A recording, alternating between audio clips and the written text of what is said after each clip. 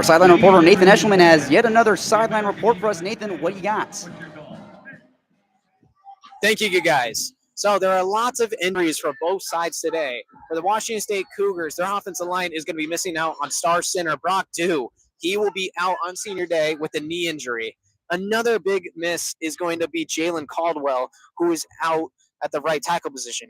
Filling in for him is Christian Hilborn. He was doubtful coming into this week, but during warmups, he was out there. So let's see if he's ready to go by game time. For the defensive side of the ball for the Cougars, Mike Sanjo and Caden Beatty are going to be out on the defensive line.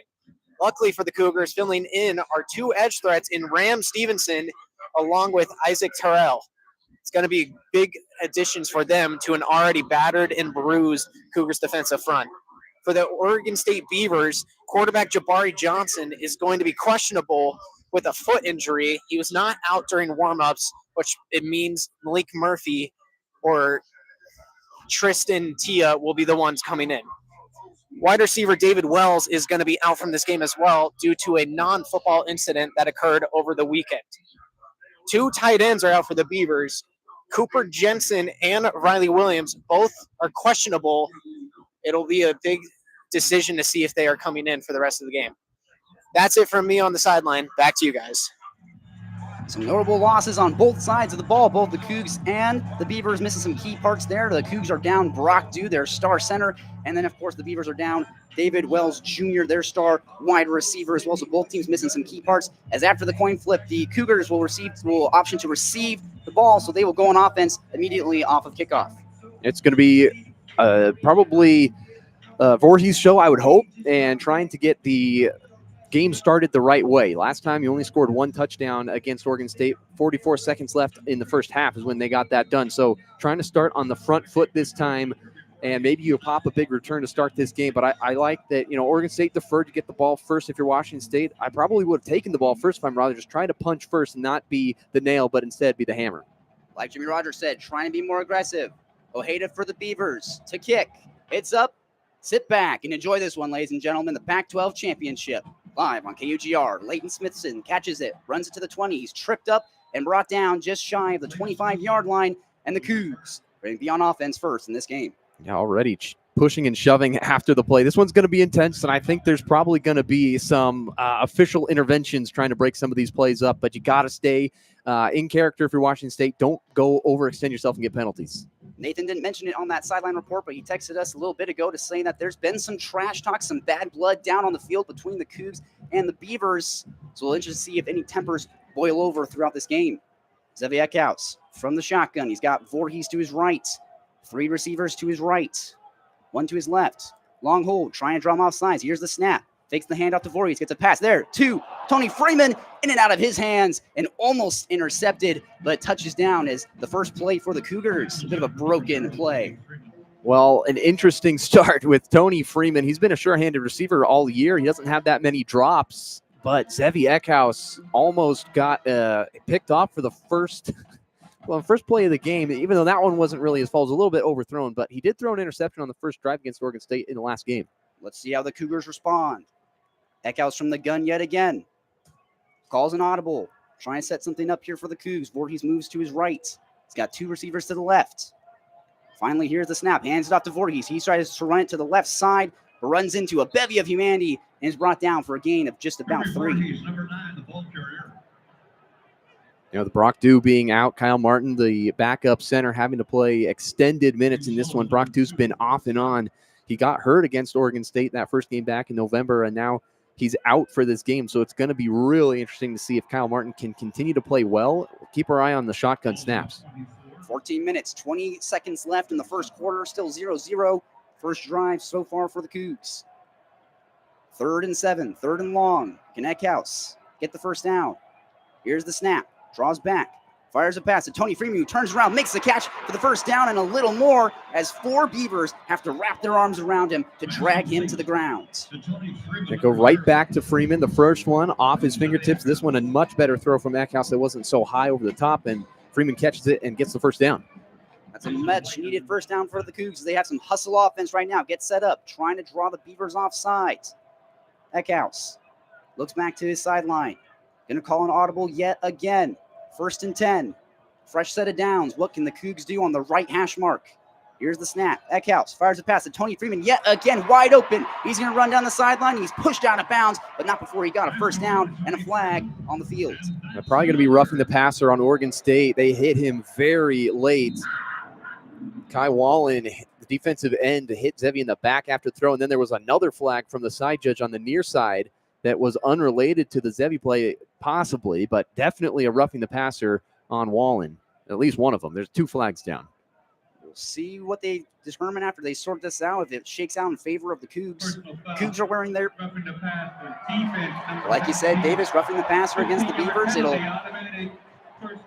move the Cougs up just a little bit into favorable position here, in field goal position right now. So worst comes to worst, you could always kick a field goal. The Cougs are wearing their all crimson jerseys. The Oregon State Beavers wearing their white jerseys with the black helmets on.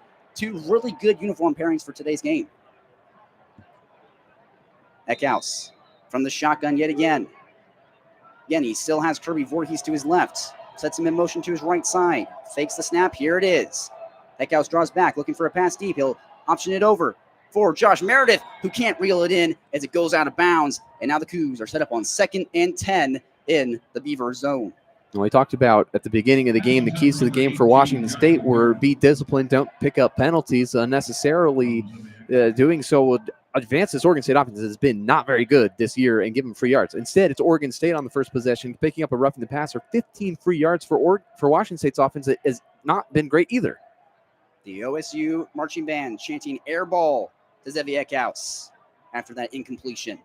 As he's from the shotgun yet again. He's got 13 minutes to play with in the first quarter. Hands it off to Voorhees, who has a number of bodies just pile on top of him right away. And he's unable to get past the line of scrimmage. And there's some trash talk there as number 71 for the Cougs, Ashton Tripp, kind of gets in the face of the Beaver there. Definitely some bad blood between these pack rivals. Yeah, and down the field towards the 15-yard line, Kobe Singleton and Brandon Ganashamorthy were going at it as well. And Skylar Thomas came over and said, "Oh, break it up before the ref gets here," and throws another flag. Only a few minutes into this game, and things are already getting testy between the Cougs and the Beavs. Eckhouse in the shotgun yet again, and yet again, it's Kirby Voorhees to his right. Here's the snap. Eckhouse is going to wheel out to his right. Quick pass over to Trey Lichtner, who lowers the shoulder, is brought down just shy of the first down, as it's now going to be 4th down for the Cougs, and they are in Beaver territory. Well, and here's big question number 1 for Jimmy Rogers. Do you go for it? It looks like the offense is going to stay out there, and this goes in line with the initial key to the game of attack and be aggressive and try to win this game and try to play not to lose. 4th and 2 for the Cougars. They've been very efficient on 4th down. Can they get one right here? They need to convert. A critical play with Eckhouse from the gun. Again, Kirby Voorhees to his left. Here's the snap. Takes the handoff. Eckhouse is going to take it himself up the gut. Powers through for the first down. Zevi Eckhouse putting the team on his back and gets the first down. That's a great run from Zevi Eckhouse, just putting his body on the line. He's done that time and time again this year and gets it done, gets the first down, and now they're in the red zone. Cougars playing some hustle offense here. Eckhouse with Kirby Voorhees right behind him. As will be a stoppage of play here. As Oregon State will take a timeout here and try and get things under control as the Cougs have been steadily, slowly driving downfield on the first play of this first quarter. Yeah, a quick timeout called by Rob Akey. Didn't like that 4th down play. Thought Oregon State could probably get that stop. Now they got to settle themselves down. He can see that this team is early getting rattled against Washington State, who has really been under their skin. It happened in the last game on November 1st, but Oregon State ended up coming out on top, and I think they're trying to bring that physicality, but doing so after the whistle is not going to get it done. You got to be able to play within the whistle and maybe to the echo of the whistle, but anything after that, you got to be able to stop if you're Akey. Both teams break their timeout huddles. We got 11 minutes, 34 seconds left in quarter number 1. Still a 0-0 game. This is just the first drive of the game. And Zevi Eckhouse back under a gun yet again. Kirby Voorhees directly behind him. Long hold. Again, Eckhouse just trying to draw the Beavers off sides almost, calling an audible. Taking his time. Here's the snap. We'll hand it off to Voorhees. He'll run to the right side. He's got room to run as 2 Beavers are there to collide with him and drag him down, but still a gain of about 5 to 6 yards. This is the area where Kirby Voorhees needs to work. I think that you just pound the rock with Kirby Voorhees, get him into the end zone. He scored a touchdown in 3 out of the last 4 games Only one he hasn't was against James Madison. It broke his streak. That was a game where the air was more important than the ground. And this time, you got the Beavers on their heels. You got to attack. Kirby Voorhees coming into this game at 534 rushing yards. He's averaging about 4.3 per carry. His longest was 46 yards so far this year. Eckhouse from the gun yet again. All of his snaps so far have been from the shotgun. Voorhees to his left. Here's the snap. Hands it off to him yet again. Runs up the gut. Has a couple of bodies there to drag him back. But still a healthy gain there for Kirby Voorhees. Just shy of the first down. 10 minutes, 40 seconds left in the first quarter. Looks like they're going to spot him just shy of that first down mark. So it's 3rd down and 1 for the Cougs as they are just on the doorstep of drawing first blood in this Pac-12 championship game. They break the huddle. Eckhouse again from the shotgun. He's got Meredith and Lechner to his left. Jeremiah Noga to his right. He sets Lechner in motion to come block for him. Voorhees right behind him. Here's the snap. Back to Voorhees up the gut. Runs into a body. The dam denies Kirby Voorhees at the line. And the Cougs have a 4th down yet again. I've already made one on this drive, and here comes the kick unit. I don't know. I mean, you've already got one. Zevi Eckhouse already punched it through. This is the kind of game where you got to be aggressive, and they bring out the kick unit. I understand that it's 4th down and a little more than a yard, probably about a yard and a half, but you're on your own, on the Beavers' 9-yard line. Got a bowl game to get to, and they're going to kick it on 4th and 1 on the scoreboard, but it's about 1.5 yards. Jimmy Rogers not living up to his word. Said he was going to be more aggressive in this game. Won't be doing so tonight. Jack Stevens, kicker for the Cougs, missed a crucial field goal last game. This kick is up, and it is good. The Cougars draw first blood. They go up 3-0 as Jack Stevens taunts the Oregon State sideline a little bit, and the Cougs have an early lead early in this Pac-12 championship game.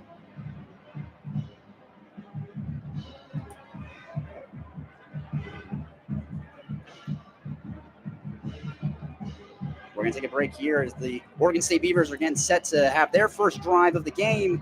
Smith Slide, joined by Davis Hagan in the broadcast booth. You're listening to Cougar Football on KUGR. Don't go away. We'll be right back.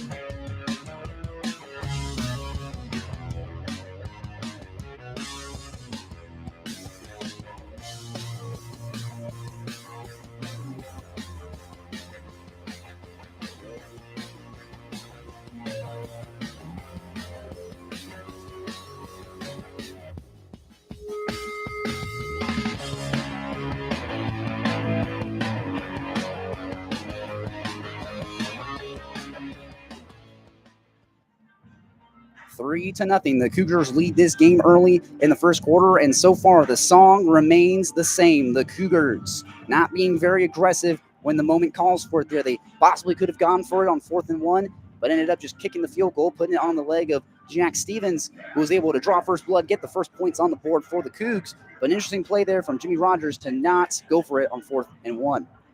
Yeah, very interesting, especially after the press conferences this week when he says he's being aggressive in the game against James Madison, where the aggression probably could win you that game. And again, there's multiple times in the season where things go a little bit differently. Now you're not fighting for a bowl game in the last game of the season. but I do like points. So getting points, if you're Jimmy Rogers, is probably the most important thing. Last time you scored right before the half against Oregon State, so now in the first drive, you get a field goal, you get your offense into rhythm. I can see where he's coming from, but you did say you're going to go for it, and then you don't. But either way, it is 3-0. So, really no harm, no foul as long as you come out on top and don't lose by 4.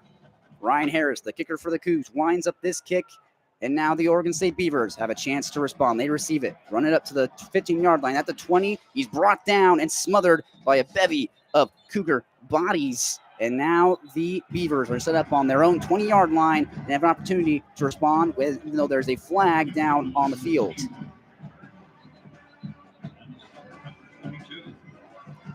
9 minutes, 20 seconds left in the first quarter. 3-0. The Cougars lead this game. Oregon State Beavers driving right to left. Good way to visualize it is they are driving into the mouth of the Cougar logo at the middle part of the field, whereas the Cougars are going left to right when they are driving downfield. Yeah, it's been really chippy early. I don't know about you, Smith, but I kind of enjoy when teams get chippy. I don't love it when it boils over and becomes penalties, but I love the competitiveness of these two teams not backing down. There's an unsportsmanlike conduct penalty here against the Oregon State Beavers. Number 48, it'll back them up to the 10-yard line. So the little bit of momentum that they built up there with that punt return is now immediately snatched away, and they are pinned down deep in their own territory.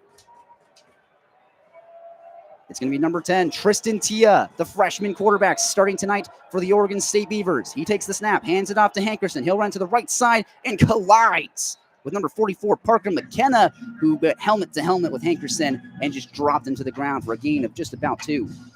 Yeah, Tristan Tia getting the start. I'm not entirely surprised about that, being that he's a freshman. You got a lot of chance to grow. And now Jamarcus Shepard, most likely watching this game, having a chance to prove yourself if you're Tia. I think you give a lot of thanks to this coaching staff for giving you this chance to put yourself out there. Tia back from the gun yet again, taking a page out of Zevi Eckhaus's book. Here's the snap, draws back. Here's a pass down deep, trying to connect with his receiver, well wide and well out of his reach. He was trying to connect with Eddie Freehoff, but that pass just goes sailing over his head. Yeah, Tia's got pretty good pocket presence for a freshman quarterback, being thrust into a big situation and getting your first career start.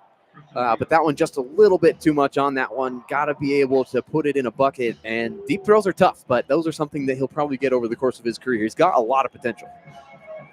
Oregon State Beavers have third down quick on this drive. 3rd and 7 with 8 minutes, 42 seconds left. They're down by 3. Tia sets Hankerson in motion. Here's the snap.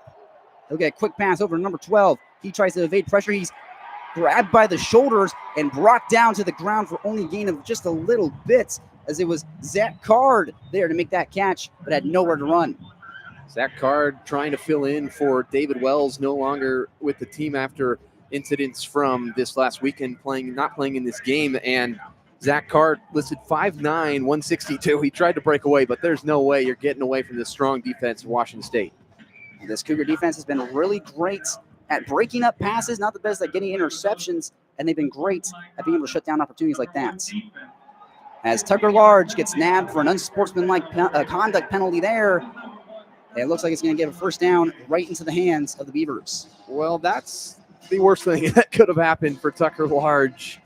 You get the stop 3 and out quickly, and then you give them the free first down. And this is what happened in the last game. You give Oregon State these opportunities, and you can't let your emotions boil over after the whistle. You have to be able to keep it within the world of football. Got to be able to stay level-headed. First down for the Beavers on the left hash mark. Down by 3. Cougars lead this game 3-0. They got 8 minutes to play with in the first quarter.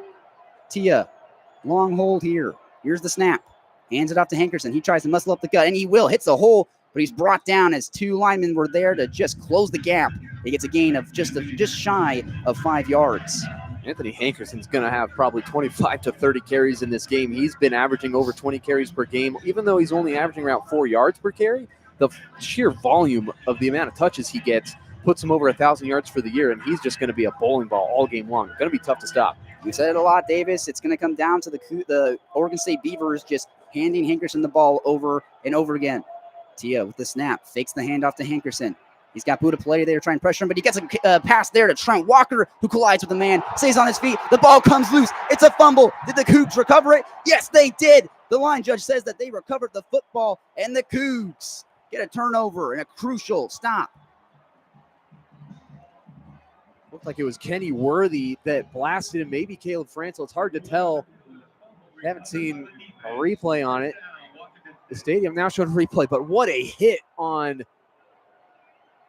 Trent Walker by Caleb Franzel, just flying in, jarring the ball loose. And as soon as Oregon State gets a big first down that they actually earn, Trent Walker just gets leveled.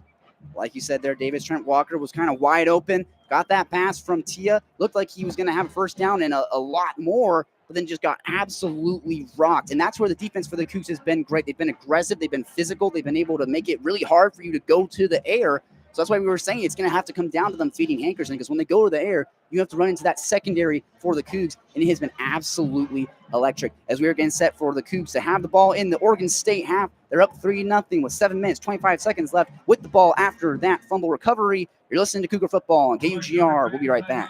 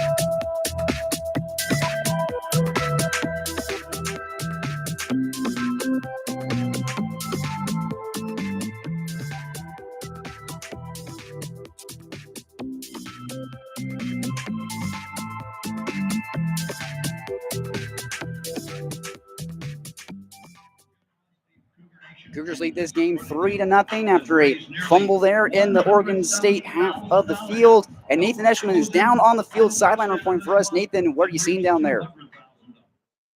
Thank you, you guys. This game has been very chippy. Both sides are still a little mad at each other after that first matchup ended in 10-7. Cougars defense has been very loud about how they want to attack this Oregon State offense. They have been violent, and it's been working for them after that major turnover that was just caused that last possession. Now, for the Beavers, they need to stay disciplined as well, as both sides have an unsportsmanlike penalty against one another. We'll see what happens for the rest of the game. Back to you guys. That chippiness has been on full display so far tonight, as the Cougars and the Beavers been trash-talking each other a little bit, and the physicality has definitely been there. As we said, that hit by Caleb Franzel was kind of laid out Trent Walker to force that fumble. Now the Cougs have favorable field position and an opportunity to pull away just in the first quarter. Zeviak-House getting ready for this second drive for the Cougs. They're sorting out the ball placement here. Kyle Martin has to just kind of step out for a second, let them fix the placement on the left hash mark. Cougars driving left to right, wearing their all-crimson uniforms. Eckhouse sets Voorhees in motion. Here's the snap. Quick pass over to Filet. He has the catch, and two Beavers are there to bring him down just past the first down marker. Did the Cougs get enough to get the first down? We'll see where they place this ball. Looking like it was just enough to move the chains, just able to fall over the line as Filet was there to make that catch and then fall into the first down territory. You got 7 minutes left in the first quarter. Clock is running 3-0. The Cougars leading it. Fresh set of downs. Eckhouse with Kirby Voorhees to his left. Defensive line for the Beavers shifts to the left just a bit. Long hold from Eckhouse. Here's the snap. Fakes the handoff to Voorhees. Drops back in the pocket. It collapses immediately. Eckhouse has a wheel out to his left. Floats a pass up for Jeremiah Noga, but just out of his reach. And it just touches down out of bounds.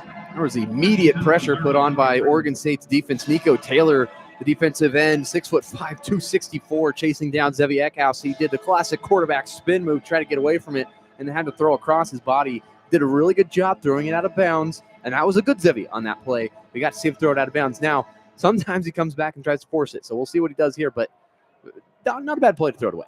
Zevi Eckhouse has been a turnover machine all year, but like you said, good head on his shoulders there. Just get that ball out of bounds. Sets Filet in motion. Here's the snap to Eckhouse. Hands out to Voorhees. He runs to the right side, able to shake off a man, but there was 2 more there to shut him down and force him down to the ground for a gain of just about 3.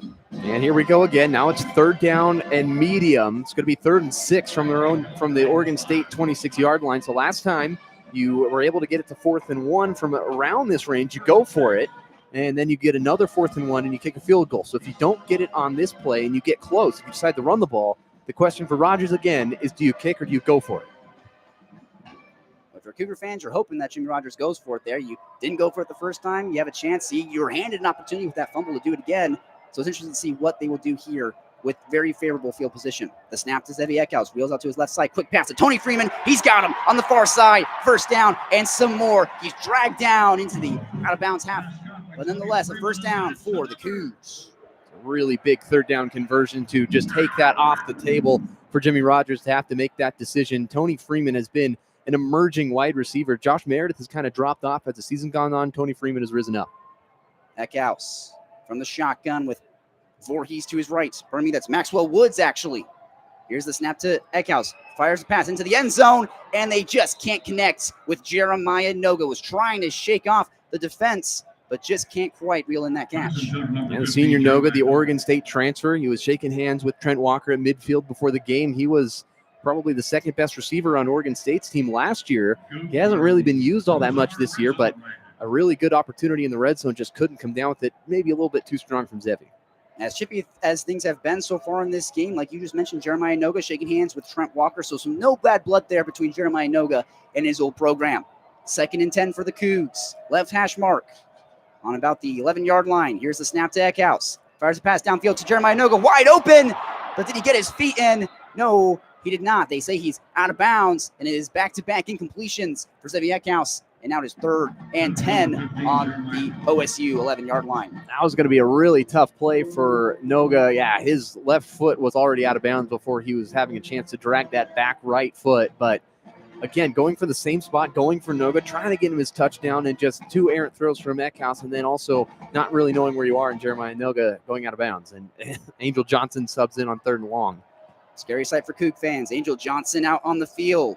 Not Maxwell Woods, not Kirby Voorhees. 3rd and 10. The Cougs have struggled on 3rd down.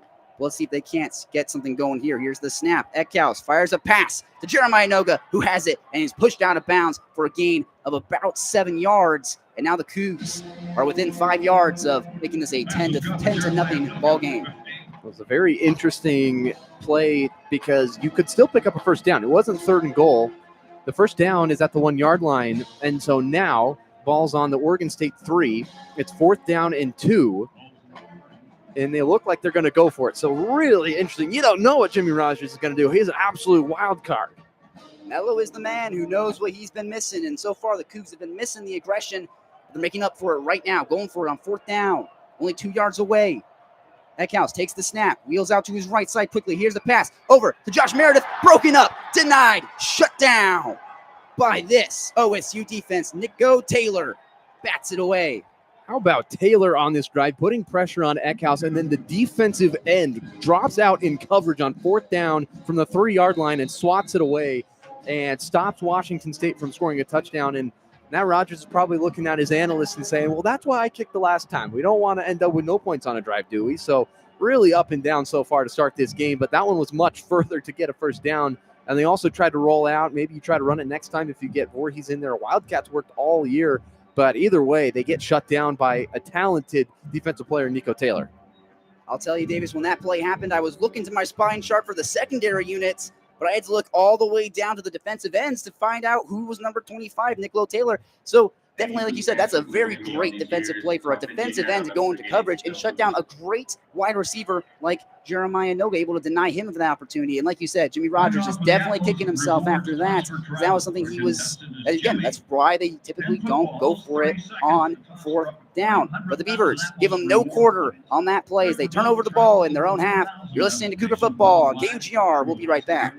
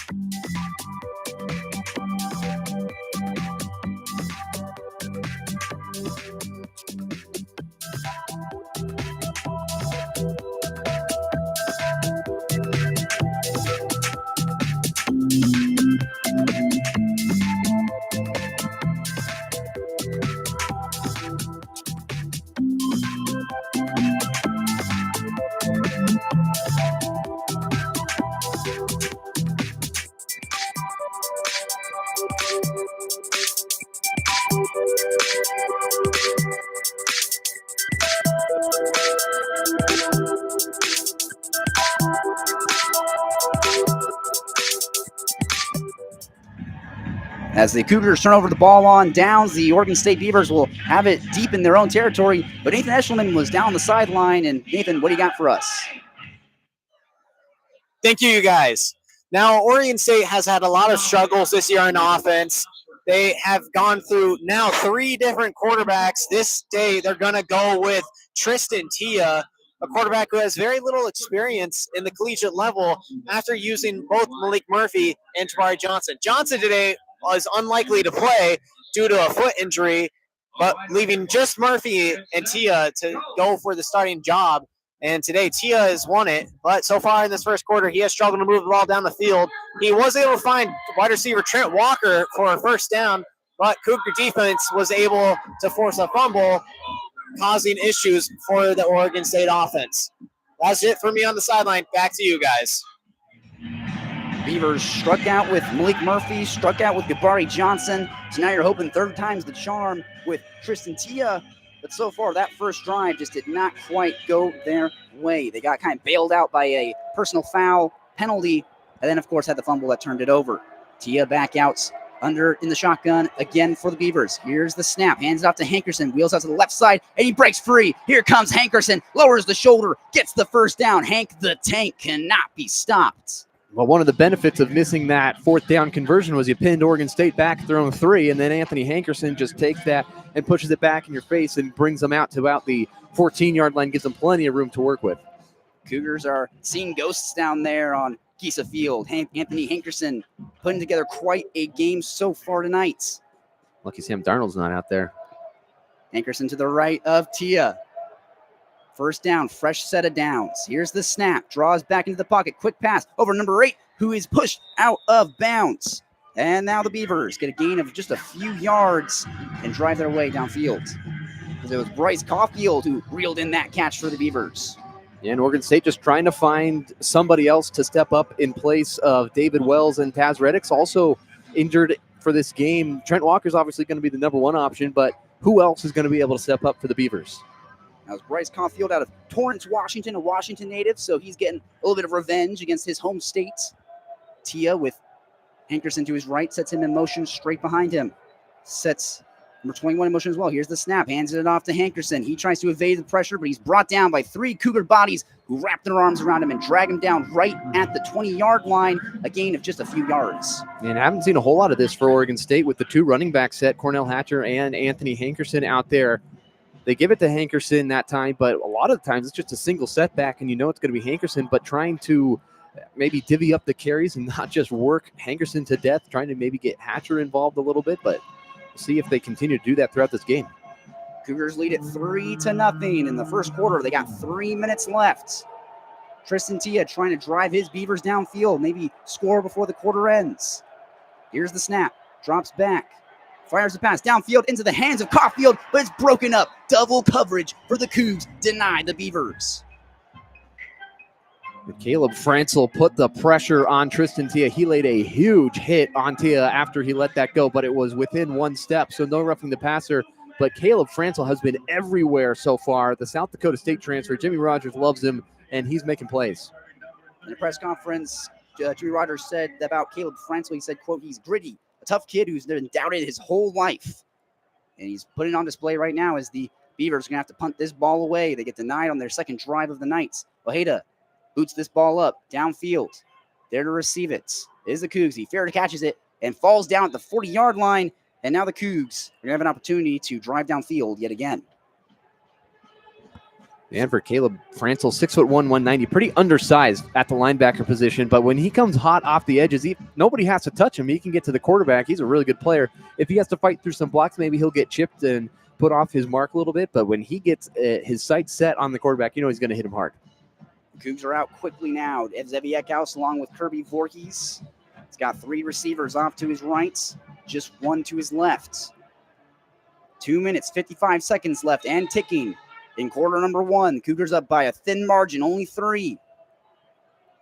As now Eckhouse looks like he was trying to draw the defensive line off sides. They'll set Voorhees in motion to his left side. Eckhouse taking his time. Here's the snap. Hands it off to Voorhees. He runs up the middle. A huge hole, but it's closed up quickly by the Beavers as they push him back. Only a gain of just a few yards for Voorhees. 2 minutes, 40 seconds left in the first quarter. 2nd and 7 now for the Cougs. They're just shy of the Cougar logo. They're just off the 42, 43-yard line in their own territory. They have an opportunity now, before this quarter ends, to drive downfield and make this a 10-0 ball game. Eckhouse from the gun. We've seen it all night tonight. Hasn't been directly under center so far.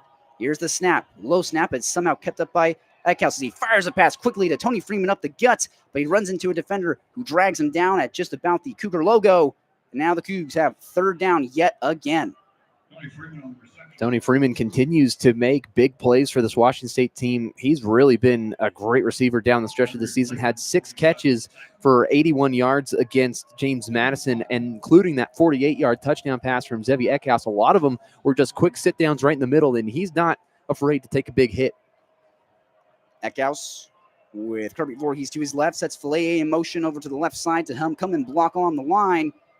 Voorhees fakes the snap. Here it is. Hands it off to Voorhees up the right side. He has the hole, and he's going to push his way for a first down. Tries to evade the tackle, but his ankles are tripped up. He gets the first down and some change.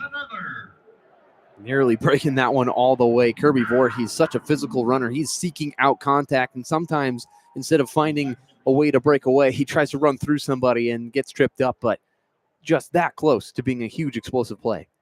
Kirby Voorhees, the redshirt sophomore, 5'11", 208 pounds. Not the biggest guy, but for running back, you'll take what you can get. Eckhouse with Voorhees to his left yet again. 1 receiver to the left, 2 to the right. Sets Freeman in motion. Here's the snap. Hands it off to Freeman. Here comes Freeman with a bit of speed on the left side. Power through for a first down and is dragged down for the first down plus a little extra. What a play. Zevi Eckhouse takes the snap, hands it off immediately to Tony Freeman, who was in motion. And with a head of steam, he's able to power his way through the left side, able to get the first down. And now the Cougs have a fresh set of downs and inside OSU territory. 34 seconds left in the first quarter. Will the Cougs get a playoff before this quarter ends? They're up 3-0. They have all 3 timeouts still left. Looks like they're going to. They got 25 seconds left. Eckhouse puts Maxwell Woods, right behind him. Hands it off to Woods. He tries to run off to the left side, but the pocket collapsed immediately. He's shouldered out of bounds for what might be a loss. And now the Cougars, the clock will stop, so they'll have 15 seconds left in the quarter. And let's see if they don't get maybe another play off.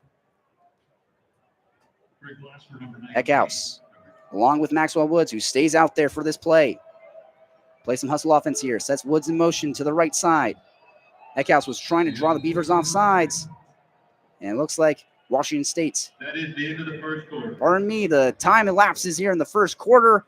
And that does it for the first quarter of this football game. Cougs are up 3-0 and in OSU territory. We'll see how things pan out for them in quarter number 2. You're listening to Cougar Football on KUGR. Don't go away. We'll be right back.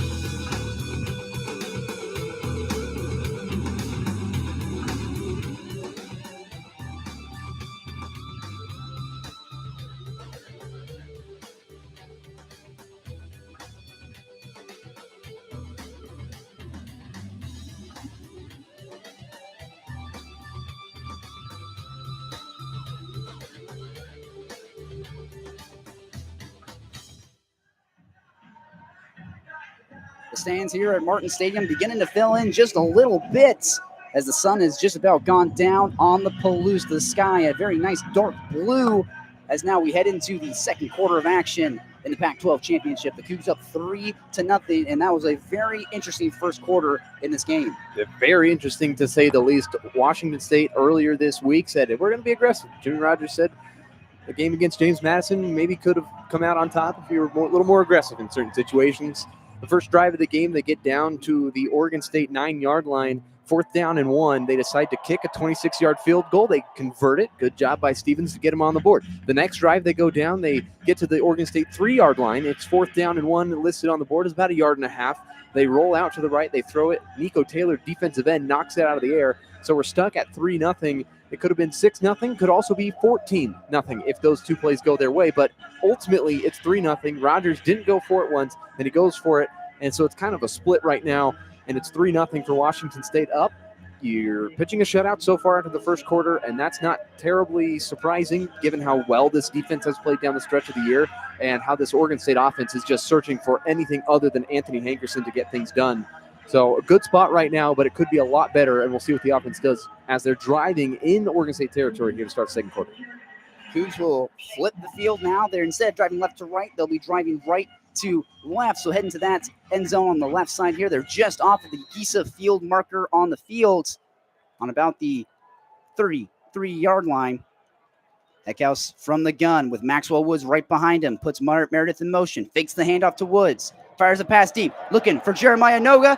No, it's broken up. Pardon me, that was Gamash Shumori who was going deep for that catch, but the coverage is there to just kind of push it away.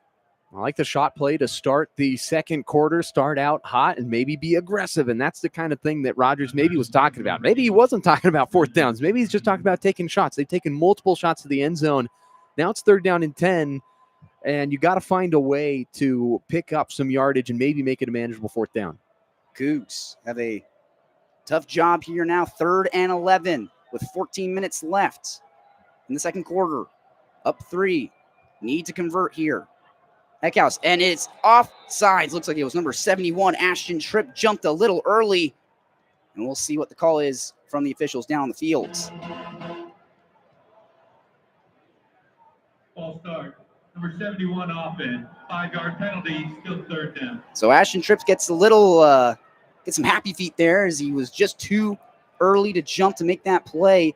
And now it's going to move the Cougs back even further. Like I said, they had a tough ass there, but now it's even tougher. 3rd and 16 here in the second quarter. Up by 3, but the Cougs looking to get their first touchdown of the night.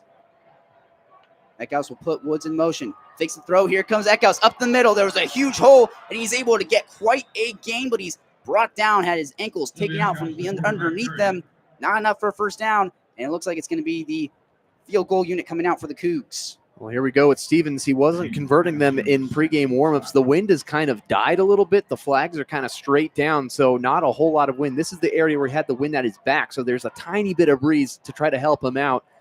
So we'll see if he can convert it. His long of the year is 49, so this is well within his range. He's 1 for 1 so far tonight.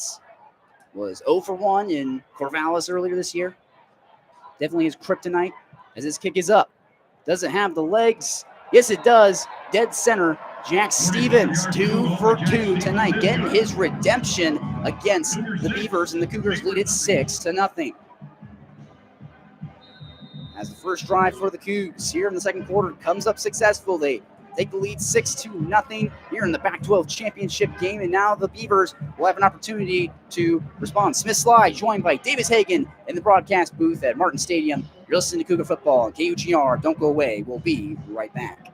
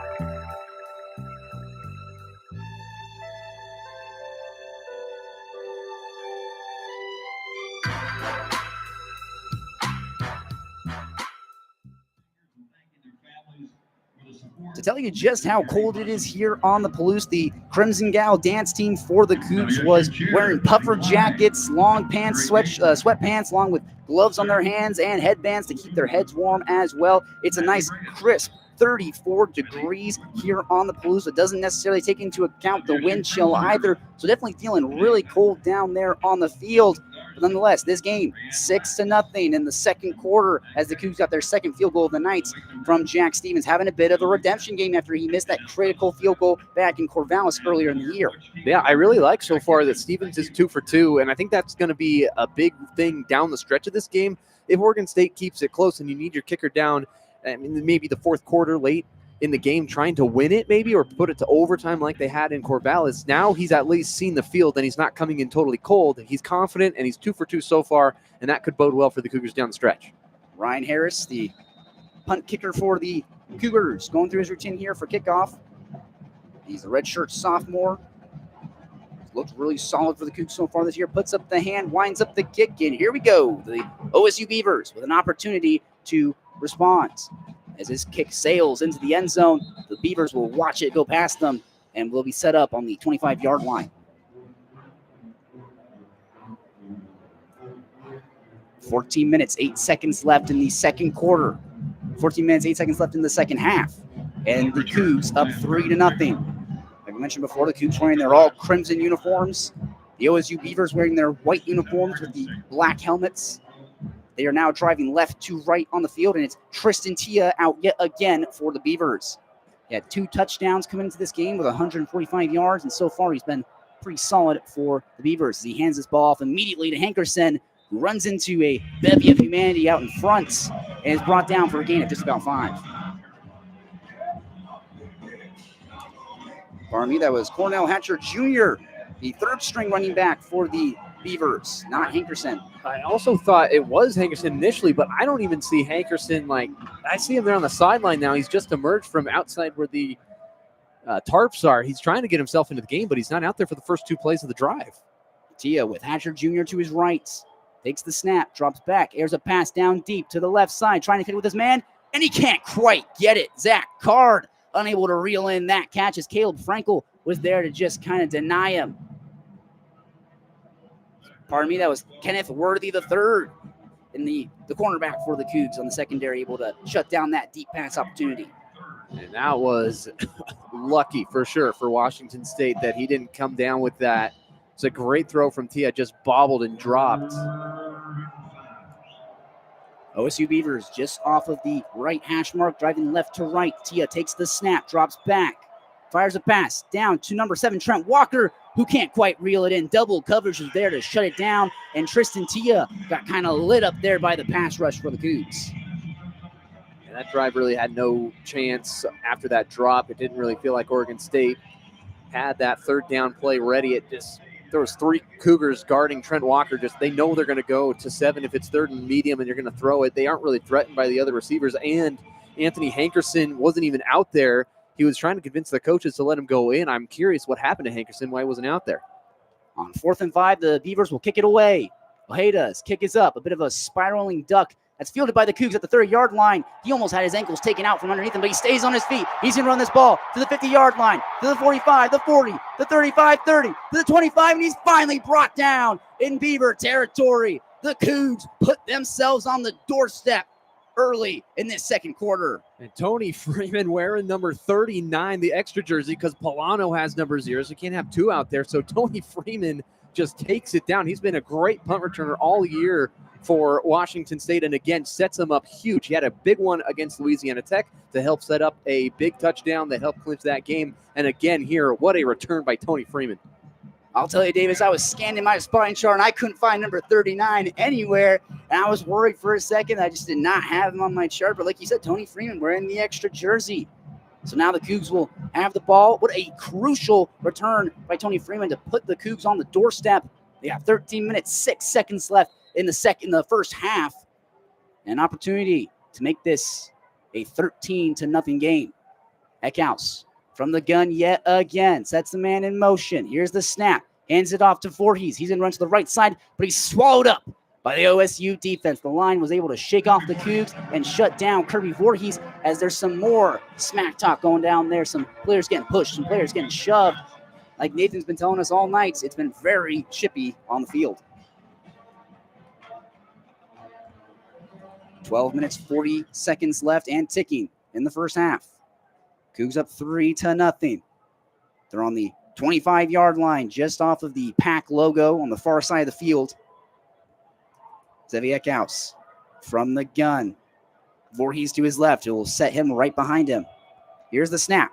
Hands it off to Voorhees. No, he fakes the handoff. Eckhouse to the left side, fires it downfield for Josh Meredith, who has to shoulder past the defense, but is brought down at about the 1 or 2 yard line. What a throw from Zeviek Eckhouse, and what a catch from Meredith. Cougs finally able to capitalize on the aggression we've been talking about. 1st and 2, only 2 yards away from getting their first touchdown. Hands it off to Voorhees, powers his way to the right side and in. What's the call down on the field? Still not sure. It looks like it is a touchdown. Kirby Voorhees able to muscle his way past the line, and the Cougs put their first touchdown on the board.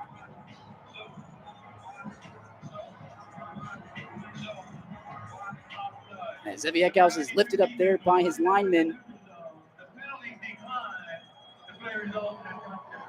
So the penalty against the OSU defense is declined. It is a touchdown for the Cougs, and they lead this game 12-0. Definitely some confusion down there on the field. Weren't sure what the official sign was, but definitely looked like Kirby Voorhees was able to kind of just fall into the end zone to help push the Cougars further into the lead.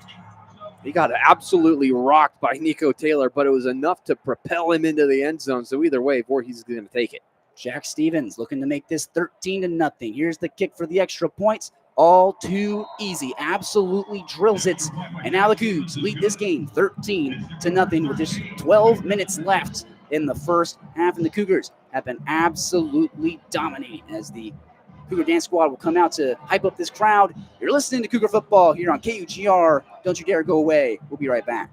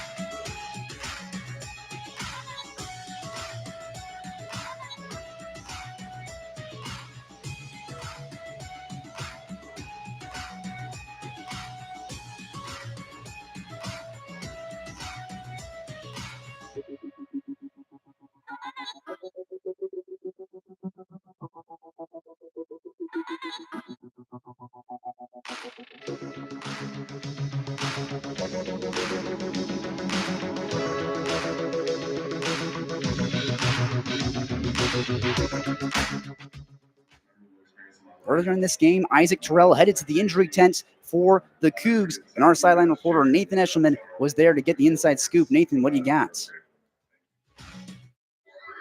Thank you, guys. An update for the Cougar sideline. Isaac Terrell went back into the medical tent. He was questionable coming into the day, but Jimmy Rogers had him go in to play, and he went to the medical tent, but came out, and he's walking on the sideline, jumping up and down, leaning on teammates, ready to get back into the game. He appears ready to go, and will go back into the game that is it for me. Back to you guys. After a monster punt return from Tony Freeman to put the Cougs on the doorstep, they were able to finally capitalize for the first time tonight, making it 13-0. But now they're going to be handing the ball back to the OSU Beavers as Ryan Harris is getting ready to kick this ball off to OSU, and we'll see how they respond in this drive in the second quarter. Ryan Harris goes through his routine, lines himself up. He's got a white colored cleat on his left foot. He's got a black colored cleat on his right foot. Definitely some superstition from the kicker. Winds it up. Here's the kick. Deep over the head of the receiver. We'll watch it sail past the end zone. There'll be a touchback and will be placed on the 25-yard line. Yet again, the OSU Beavers on their own 25. And we'll see what they do with this drive. They've been getting shut down by the Wazoo defense time and time again. The secondary has been there to break up passes, able to shut down any opportunities that they have. So we'll see if the song remains the same for the Cougs, or if the song remains the same for the Beavers, or if they're able to change things up here about midway through the second quarter. Tristan Tia under center yet again for the Beavers with Hankerson to his left. Here's the snap. Draws out to his right side, fires a pass to Trent Walker. He's got it, and he's finally brought down by the Cougs, able to just kind of swarm him. Number 25 was there to make that tackle, but Trent Walker moves the chains for the OSU on the very first play of this drive. Walker was wide open, and that looked like the Tulsa game. Walker on the right side of the field just wide open. OSU playing some hustle offense, hands it off to Hankerson. As he runs into a number of bodies, they drag him down to the ground just at the Cougar logo on the right hash, and only a gain of just a few yards. OSU Beavers driving left to right, driving away from the mouth of the Wazoo Cougar logo at the 50-yard line. Tristan Tia from the gun yet again. We'll move Hankerson off to his left side. Long hold from Tia. Here's the snap. Fakes the handoff to Hankerson. Pass rush coming immediately. Fires a pass downfield, trying to get to Walker, and he cannot reel it in. Pressure from Tucker Large there to break up that opportunity, and Trent Walker gets denied. There's a flag on the far side of the field at the line of scrimmage. Probably illegal formation on Oregon State or a false start. We'll see what they say here. Referee going to try and sort out the call. Yeah, 10 minutes, 52 seconds left in a 13-0 Cougar lead. They're talking with Jimmy Rogers there just off the sideline, trying to explain to him the situation. Illegal formation. 5 men in the backfield offense. The penalties decline. Third down. So illegal formation for the OSU Beavers. It's declined because of the pass being incomplete. So it'll still be 3rd and 6 now for the OSU Beavers. And now the few fans on hand for the Cougars getting loud when this 3rd down opportunity. 10 minutes, 52 seconds left in the first half. Tristan Tia trying to rally his Beavers for maybe the first successful drive of the half. Tia takes the snap, drops back, surveys his options. Pocket collapses, but he gets a pass there to number 8, Caulfield, who's able to get the first down, loses control of the ball, but recovers his own fumble. And now the Beavers move the chains yet again. I've been really impressed with Tristan Tia and his pocket presence in this game. It has been collapsing time and time again, but he's not getting flustered. He's sticking in there, and he delivered a really nice throw over the middle to Caulfield for the first down. Caulfield out of Torrance, Washington, 6'4", 243 pounds. It's definitely a big man, tight end for the OSU Beavers. Tia with 2 running backs to his left. He'll hand it off. Number 21, Cornell Jr., who runs into a body at the line, is shut down, only gets about 1 to 2 yards, and he'll set up 2nd down for the Beavers. Cornell Hatcher Jr. there to take that ball out of Corona, California, instead of Anthony Hankerson. So far, Hankerson only 5 carries in this game. I would expect him to have a lot more by this point, but trying to spread the wealth and get back to this game, the run game right now hasn't been working. They've been kind of splitting reps there with Hankerson and Cornell Hatcher Jr. Interested to see if they keep up with that. Tia takes the snap, pocket collapses, fires a pass, picked off, intercepted. The Cougs flip the field yet again. Who else but Caleb Francel? When the levee breaks, you got no place to stay.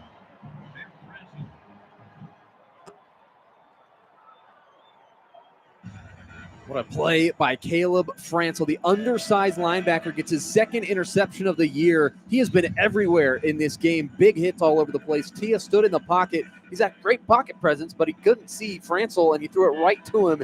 And now Washington State has a chance to go up even more. What a job by this defense. Just so good down the stretch of the season. I was dogging on the Cougar secondary, saying that they weren't the biggest interception team. They were more of a breakup team. We've seen pass breakups, but now finally we've seen them be able to flip the field, getting that interception. That's the second turnover now for the Beavers. They had the fumble back in the first quarter, and now they have the interception here in the second quarter. Eckhouse from the gun. Hands it off to Maxwell Woods. Will try and power up the middle, and he'll push some bodies away. Only a gain of about 4 yards, but Maxwell Woods able to try and break the dam. 9 minutes, 24 seconds left. Cougars leading 13-0. Well, remember what's at stake in this game. Not only the Pac-12 championship, the de facto championship between the only two teams in the conference, but also a bowl game appearance for Washington State. They're playing hard. This is one of their better defensive performances all year long, and they're playing like they want that bowl game. The Cougars playing for a bowl game. The OSU Beavers got nothing to lose. Two teams that both want a win in this Pac-12 championship. Eckhouse from the gun takes the snap. Hands it off to Maxwell Woods. Tries to run up the middle again, but runs into a OSU body. We're able to stop him to blow the play dead because of the lack of forward progress. Only able to gain about maybe 1 yard. So set up 3rd and 5 for the Cougs, who so far this year have been very inefficient on third down, but so far this game, they've done a great job being able to move the chains when it counts. And that last play, a big stick from Andy Alfieri, the kind of hybrid tight end linebacker for Oregon State. Hasn't played a whole lot of offense this year, but he just met Maxwell Woods in that hole. Cougars lead this game 13-0. They got 8 minutes and 20 seconds to play with all 3 timeouts at their disposal. Eckhouse with Maxwell Woods to his left.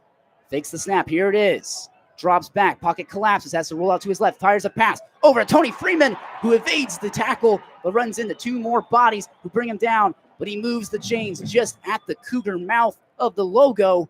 And now the Cougars have a fresh set of downs. An opportunity to break into OSU territory. And that's another. Tony Freeman's been electric all night tonight, been making catches, had that monster punt return that put the Cougs on the doorstep to get their first touchdown of the night. It was Kirby Voorhees able to punch his way through, but now it's been Maxwell Woods taking all of the snaps from the forward running backs for the Cougs on this drive. Eckhouse hands it off to Maxwell Woods again. No, he takes it himself, runs it off to the left side. He's at the 50, the 45, runs out of bounds. Did he get the first down? Yes, he did. Zevi Eckhouse moves the chains on the very first play of that set of downs. What a ball fake by Zevi Eckhouse. The entire defensive front gets faked out. Nico Taylor thought he had Woods wrapped up in the backfield, and Zevi pops out the other way and gets the first down. He faked out the defense. He faked out the broadcast booth. I thought that Maxwell Woods had the ball. Zevi Eckhouse did such a great job of selling that play. It worked out there. Like you saw, he got the first down, able to move the chains. Again, now he's got a fresh set of downs. 7 minutes left in the half. They're up 13-0. Maxwell Woods out there again for the Cougs. Eckhouse takes the snap, drops back. Maxwell Woods was there to block, but the throw is hit the arm of Zevi Eckhouse, trickles down onto the ground. They'll blow this play dead for an incompletion, even though the OSU Beavers thought they were there to force a fumble. Nonetheless, it's an incomplete pass from Zevi Eckhouse, and 2nd and 10 in OSU territory. Again, Andy Alfieri come on a blitz straight up the middle. Maxwell Woods did a good job to initially destroy him and then get out for the halfback screen, but Alfieri was able to get to Eckhouse, and he just had to kind of dump it over the top of him. But that play got destroyed from the start. It was Skylar Thomas there who tried to scoop up that ball and was looking like he was going to run downfield in for a touchdown before they had to tell him, no, actually, that was an incomplete pass. Kind of spoiled his hopes there. No running back behind Zevi Eckhouse. He's alone in the backfield, takes the snap. He's going to take it himself, trying to run up the gut. He's got a little bit of room, able to kind of avoid tackles, but they finally kind of hip check him down to the ground. A gain of about 5 yards, and Zevi Eckhouse been using his legs to try and kill the Beavers in this matchup. I like Zevi using his legs. That's one of the better things that he does, and one of the reasons why a lot of people wanted him instead of Potter to start the year was not only can he throw it, and he's a gunslinger, but he can also run away from people and make situations happen. Kind of, if something goes wrong, he can make something happen. Jackson Potter, the definition of a pocket passer. We saw that in those first 2 games when he would try to run the ball. He would often get shut down pretty quickly. Angel Johnson in the backfield with Zevi Eckhouse. Calls an audible now. He's got 6 minutes left in the half. They're up by 13. Here's the snap. Hands it off to Angel Johnson. No, Eckhouse will take it himself. Muscles through for about 2 yards, but he's tripped up. A little ankle-biting tackle drops him just short of the first down. And yet again, Zevi Eckhouse fooling the broadcast booth up here. Well, I think I really like those play calls because, and part of why it's working, he only got a couple yards there, but he got tripped up and it had a big hole. It was definitely designed properly. Is because this Oregon State defense has been selling out to stop the run. They're blitzing hard. Their defensive linemen aren't even looking at all at the ball. They're just following the offensive lineman's blocks. They're heading hard on the football, and the football's not there. Now it's just kind of game of guess and check to see where the football is, and Eckhouse is going out the other way every time. Angel Johnson will stay out in the backfield for the Cougs. They'll put Trey Lechner in motion to be there to block for him. As it looks like there's going to be a timeout here. Not sure if it's OSU or Wazoo. Washington State. It's Washington State. Uses their first timeout of the half as they have a 4th and 3 opportunity.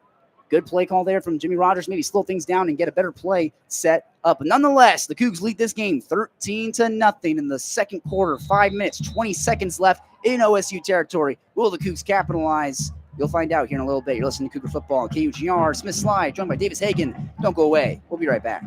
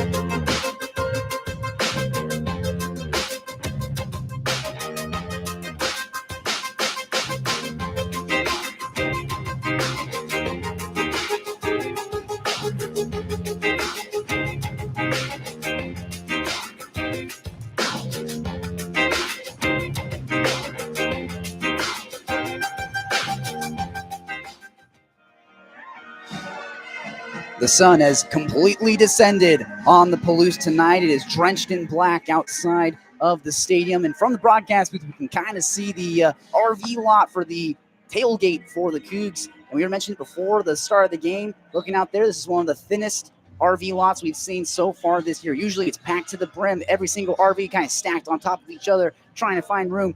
But this year, not a lot of fans showing up for this senior night matchup as the crowd is very thin. The RV lot is very thin. But again, it's a cold night just off of Thanksgiving break, so can't quite blame Cougar fans for not necessarily showing up for this Pac-12 championship game. Yeah, no doubt. I was driving past it last night, and I thought, oh, it's Thursday. That's no problem. But, oh, wait, it was Friday last night, and there was nobody there. Zevi Eckhouse is out again for the Cougs from the shotgun. He's yet to take a snap that hasn't been from the shotgun. Set a man in motion. He's got Voorhees to his right. 4th and 3, a much-needed conversion right here for the Cougs. Steps back. Here's the snap. He's going to kick it in the air downfield. If the Washington State Cougars touch it at the 10-yard line, it'll be right there. They watch it kind of lose all of its momentum as Zevi Eckhouse punted this ball away, and they pin the Beavers down just shy of their 5-yard line.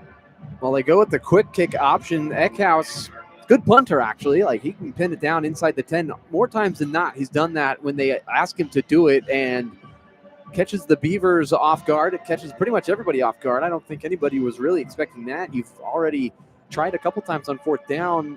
They had one in their opening drive. That time was 4th and 3, not a terrible kick. Plus, your defense is playing it really well, and I like their chances to stuff the Beavers on this drive. Fun thing about college football is this is kind of the only place you'll see something like that. You don't see that in the NFL. As Tristan Tia takes the snap, hands it off to Hankerson. He'll wheel out to the right side. But a number of Cougar bodies were there to kind of grab him at the waist, drag him down for only a gain of about 4 yards. And the OSU Beavers have a mountain to climb. They have to go from their own 5-yard line downfield to the Cougar red zone. So the question is, are they going to be able to get it done, or are they going to get stopped yet again? The offense just hasn't had any rhythm to it. Tia's had a couple of plays, but it's been one every now and then, kind of here and there offense, but you got to be able to have consistency. Tia from the gun with Hankerson to his right. He's got 4 minutes, 30 seconds to play with. Takes the snap. They blow this play dead. Immediately a flag on the field. So I'm not sure who exactly this is going against. We'll see what the official call is here. Ball start. For 71 offense, 5-yard penalty, still second down. So number 71 for offense gets nabbed for a false start there, and they will move the OSU Beavers back further into their own zone. And now, like I mentioned before, the mountain gets even steeper.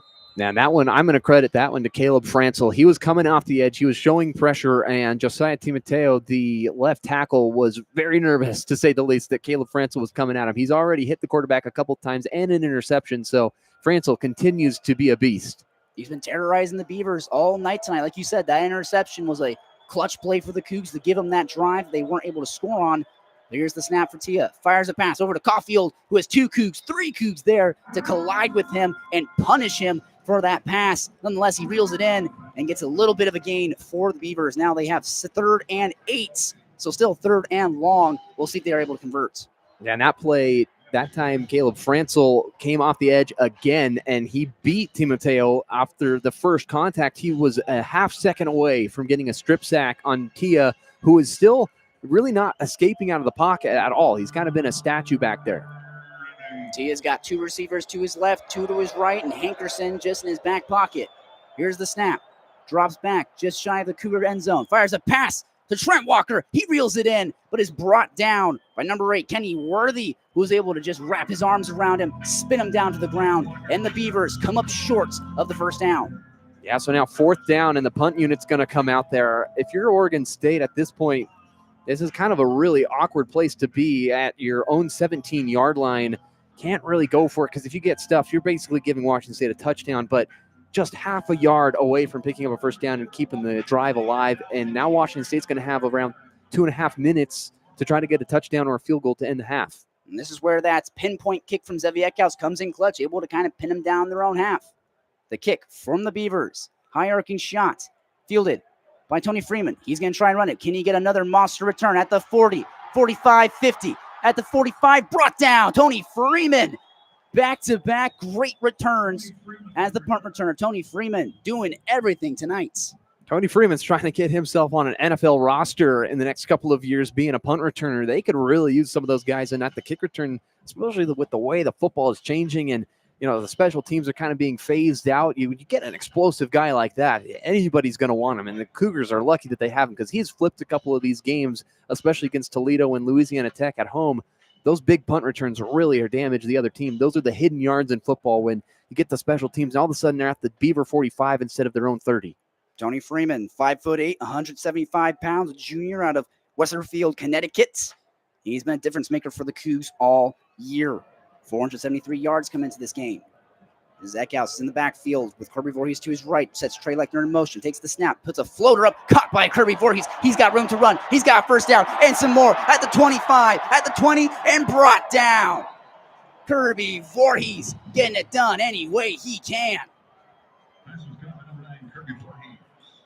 2 minutes, 17 seconds left in the half. The Cougars in the red zone. Can they get it done?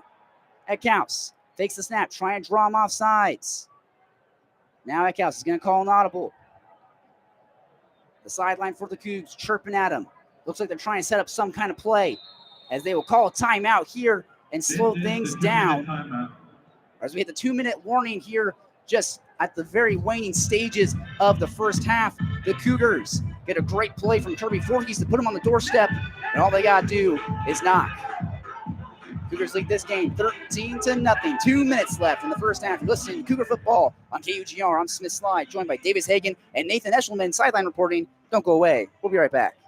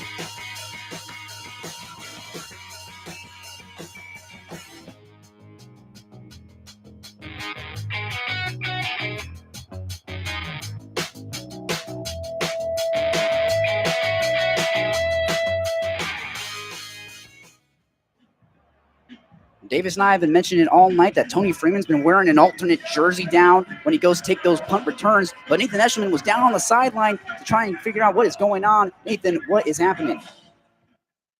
Thank you, guys. Something interesting to see on the field is wide receiver Tony Freeman might have ripped his jersey, causing him to switch it out for a temporary jersey. Number 39 is what he is currently wearing, and he's had 2 excellent returns to set the Cougars up in Beavers territory. Let's see if they can get him a replacement in the second half. That's all for me. Back to you guys. We've been saying a couple times on those back-to-back punt returns there from Tony Freeman that I was a little confused. I was looking at my spine chart trying to find who number 39 was. It turns out it's Tony Freeman who had to wear that kind of ultimate jersey when he goes out there to try to make those plays. And, man, were those some monster returns from Tony Freeman. One that put them within on the 20-yard line and another that put them at the midfield mark. So Tony Freeman getting it done on offense, but getting it done on special teams as well. Yeah, a couple great returns, and that one that set him up for the touchdown was a 43-yarder. Those are the plays in a game where if you're Oregon State, you're already behind the 8 ball, and then if you get a big punt return against you, you just get even more deflated because your defense, they've been playing pretty well against this Washington State offense, but when you give, you have to start with the offense only 20 yards away from the end zone, you're pretty much not going to be able to stop them.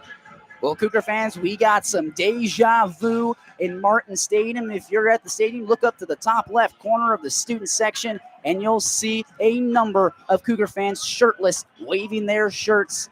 We saw this in the Toledo game, and we're seeing it again in this Pac-12 championship game as well. Zeviak House, under center from the gun. Kirby Voorhees right behind him. Here's the snap, hands it off to Voorhees. He'll have to run off to the left side, has his ankles taken out from underneath him. A submarine hit from the Beavers to take out the knees of Kirby Voorhees. He's only able to get just a few yards. And Oregon State going to call a timeout. That's really interesting for Oregon State to call the timeout. You're giving Washington State the free time to try to punch this in. Your offense hasn't really done anything at this point. If I was Akey, I'd be happy with a 13-0 deficit going into the half. And if you're Washington State going to run it, and the Beavers, you want to be able to have that clock be churning and get to the locker room. You don't want to give Washington State these extra opportunities to try to score unless you really have a feeling that the plays that you've been looking at on the tablets up here in the press box and down low are really going to work because your offense hasn't been able to move the ball at all.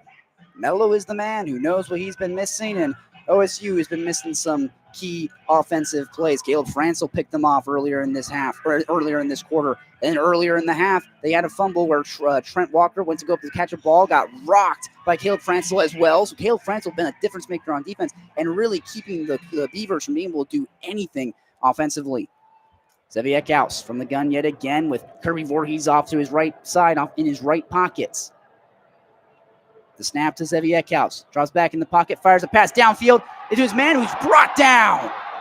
What a catch there from number 8, Gamashi Mori, able to reel it in. But he's dragged out of bounds just shy of the touchdown.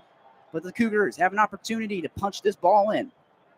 Perfect placement from Eckhouse. That's what you like to see from Zevi Eckhouse, who has thrown interceptions time and time again this season. He waited until the break happened for Ganesh Murthy and then dropped it in a perfect bucket. Gamashi Murthy subs off the field, so he does his job for the Cougs, able to get them right on the doorstep. The Cougs have an opportunity to really run away with this early in this matchup to close out the first half. They got 1 minute, 40 seconds left and ticking. Eckhouse with Voorhees to his right, takes the snap, hands it off. No, he'll fake it and get a pass to Trey Lechner. Walks it in all too easy. The Cougs, their second touchdown of the night, makes this 19-0 in the first half.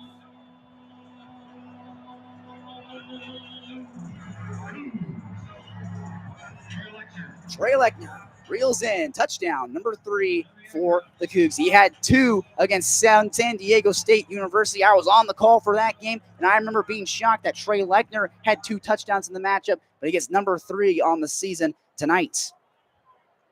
As Jack Stevens is going to line up this extra point, trying to make this a 20-0 game. Here's the snap, a missed kick. No, they weren't able to get the kick down. Here comes the kick holder, tries to run and he stays on his feet. Can he get the touchdown? Did he get it? Had to kind of dive. Looked like he missed the pylon, but was he able to get the ball over the goal line? What's the official call on the field? Looks like they're going to say that he was just too short. What a broken play for the Cougs that could have ended up with another opportunity for them.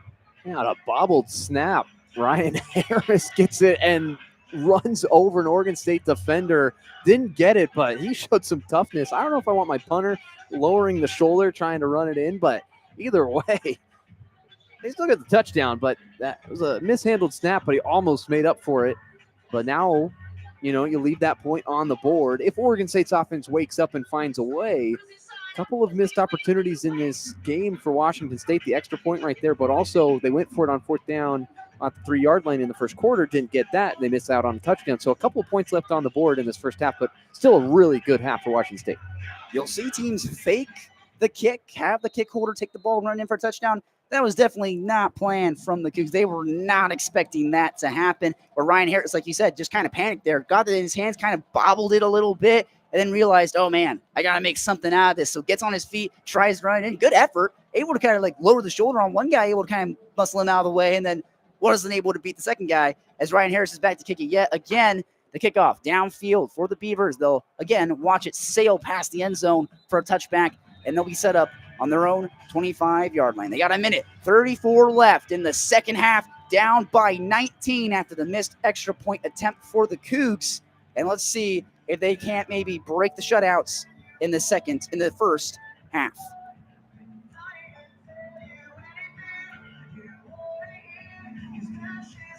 Cougars wearing their all-crimson jerseys. The OSU Beavers wearing their white jerseys with the black helmets on them. They're driving left to right on the field.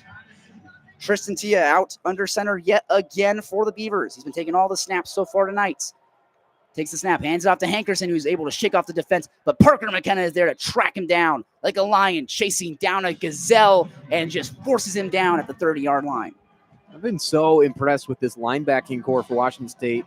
Schlimgin, McKenna, Francel, and Polano, they've done a great job all year.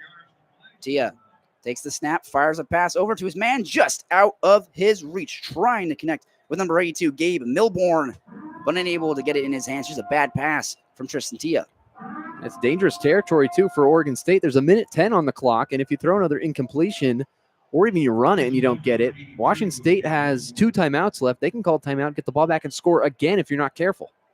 A minute, 10 seconds left in the first half. Cougars up 19-0. The Beavers trying to get some kind of response before the end of the half. They'll hand it off to Hankerson yet again. He's tripped up as he tried to break off for a bit of a mighty run, but some Cougar bodies, they were able to kind of hit him on the hip, loses his balance, and falls down as there will be a stoppage of play here. Probably Washington State timeout, and there's still going to be 51 seconds for them to try to do something. But that play pretty much sums up this Oregon State season. There was a big hole, a big gap, and looks like there's something going to be really good for Oregon State, and he trips. And now it's fourth down, and you're going to probably have to punt or go for it. Most likely a punt because you can't give Washington State the short field right before the half. But, man, what an unfortunate season for the Beavers. And then that play, just Hankerson, one of the better running backs in the country, I would say. He's been impressive. This offensive lineman's banged up. His volume is great, but he does still average around 4 yards a carry. But, man, that just really is unfortunate for the Beavers. They can't get anything to go their way. The Cougar defense gives no quarter to the OSU offenses. They are going to have to kick this ball away yet again. 4th and 2 and backed up in their own territory. And nothing has quite been going their way. Ojeda, the kick. High arcing shot. Tony Freeman back to play it again. Wearing number 39. He'll field it at the 15-yard line. He's going to run it past the 30, 35, 40, 45, 50. There goes Freeman at the 40, 45, 30. He's able to shake off the defense. No, he loses his handle. It's fumbled. It's picked up by the Beavers. What just happened?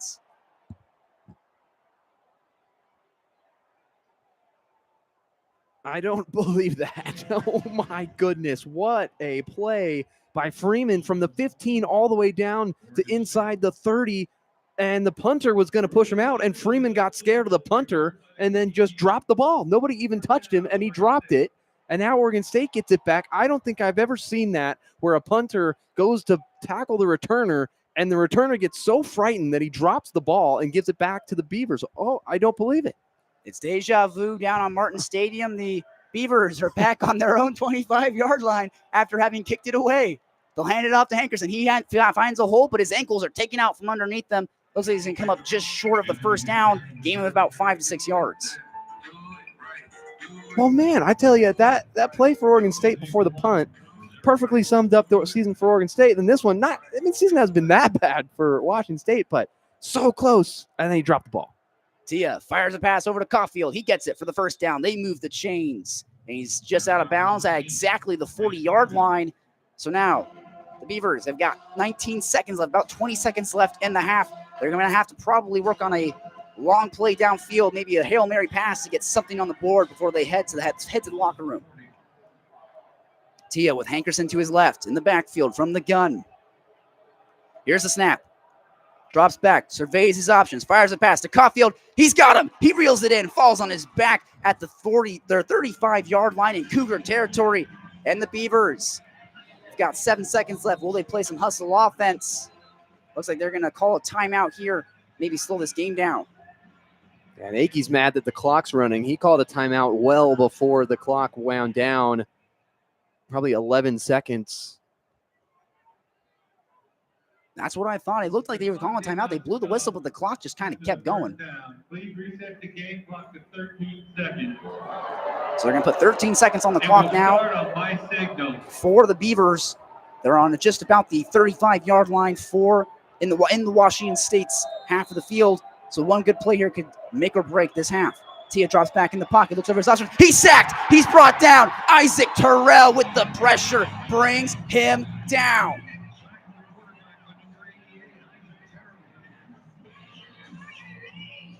A perfect way to cap off half number 1 for the Cougs. Isaac Terrell breaks through on that right side, grabs the hip of Tristan Tia, and just throws him to the ground like a rag doll. 4 seconds left in the first half, 19-0. The Cougars lead it. And now, second down for the Beavers.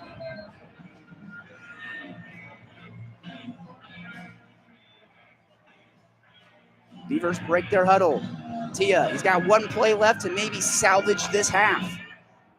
Second down and 20, a loss of 10 on that Isaac Terrell sack. Tia takes the snap. Quick pass over to number 14. Can't reel it in. Unable to connect with Eddie Freehoff. And now, 3 seconds left in the half. The Beavers are going to have yet another play to maybe get something going.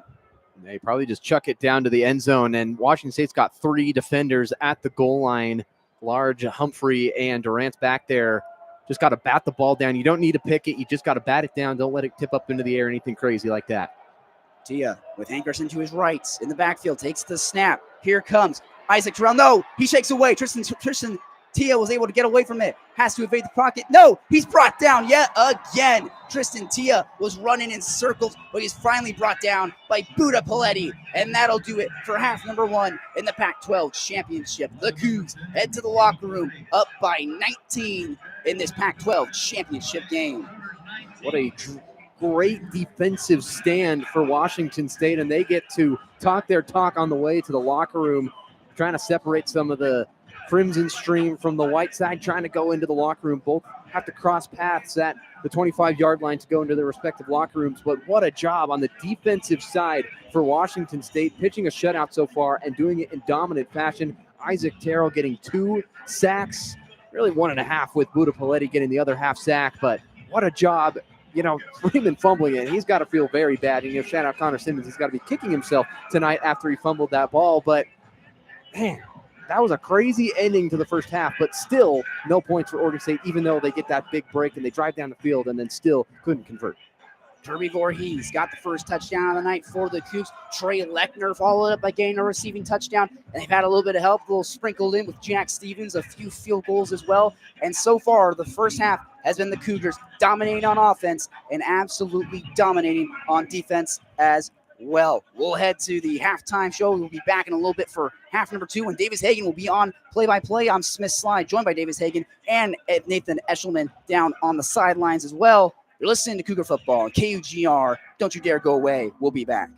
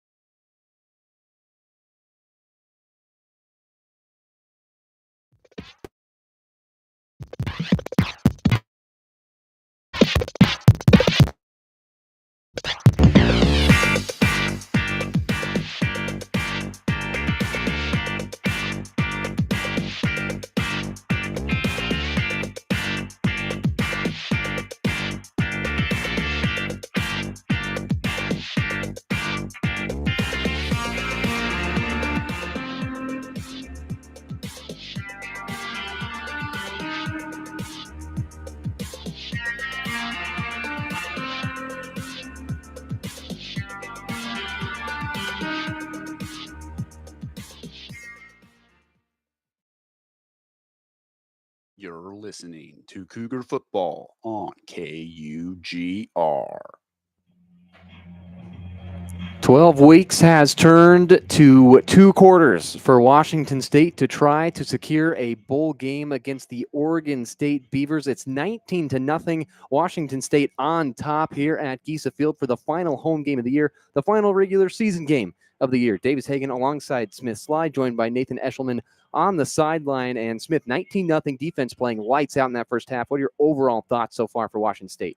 Well, yeah, if you're a Coug fan, you're hoping for a bowl game. It's looking pretty good for you right now. You're 19-0 going into the locker room. So coming out of the locker room, like you said, Davis, defense has been the key, has been the X factor for the Cougs all night tonight. Offensively, they put up 234 yards of offense as opposed to only 116 yards for the Beavers. They've got no touchdowns, no field goals. Every single time, the Cougs have done a great job of pinning them down in their own zone and then just not letting them break past the 50-yard line. When they have, they've been able to get key stops. There was a vital drive there at the end of that first half where Tristan Tia tried to kind of rally his Beavers past the 50-yard line, try and get into the end zone, and the offensive line for the Beavers completely fell apart, completely collapsed. Isaac Terrell had a sack. Buda Paletti had a sack, back-to-back sacks to kind of pressure Tristan Tia.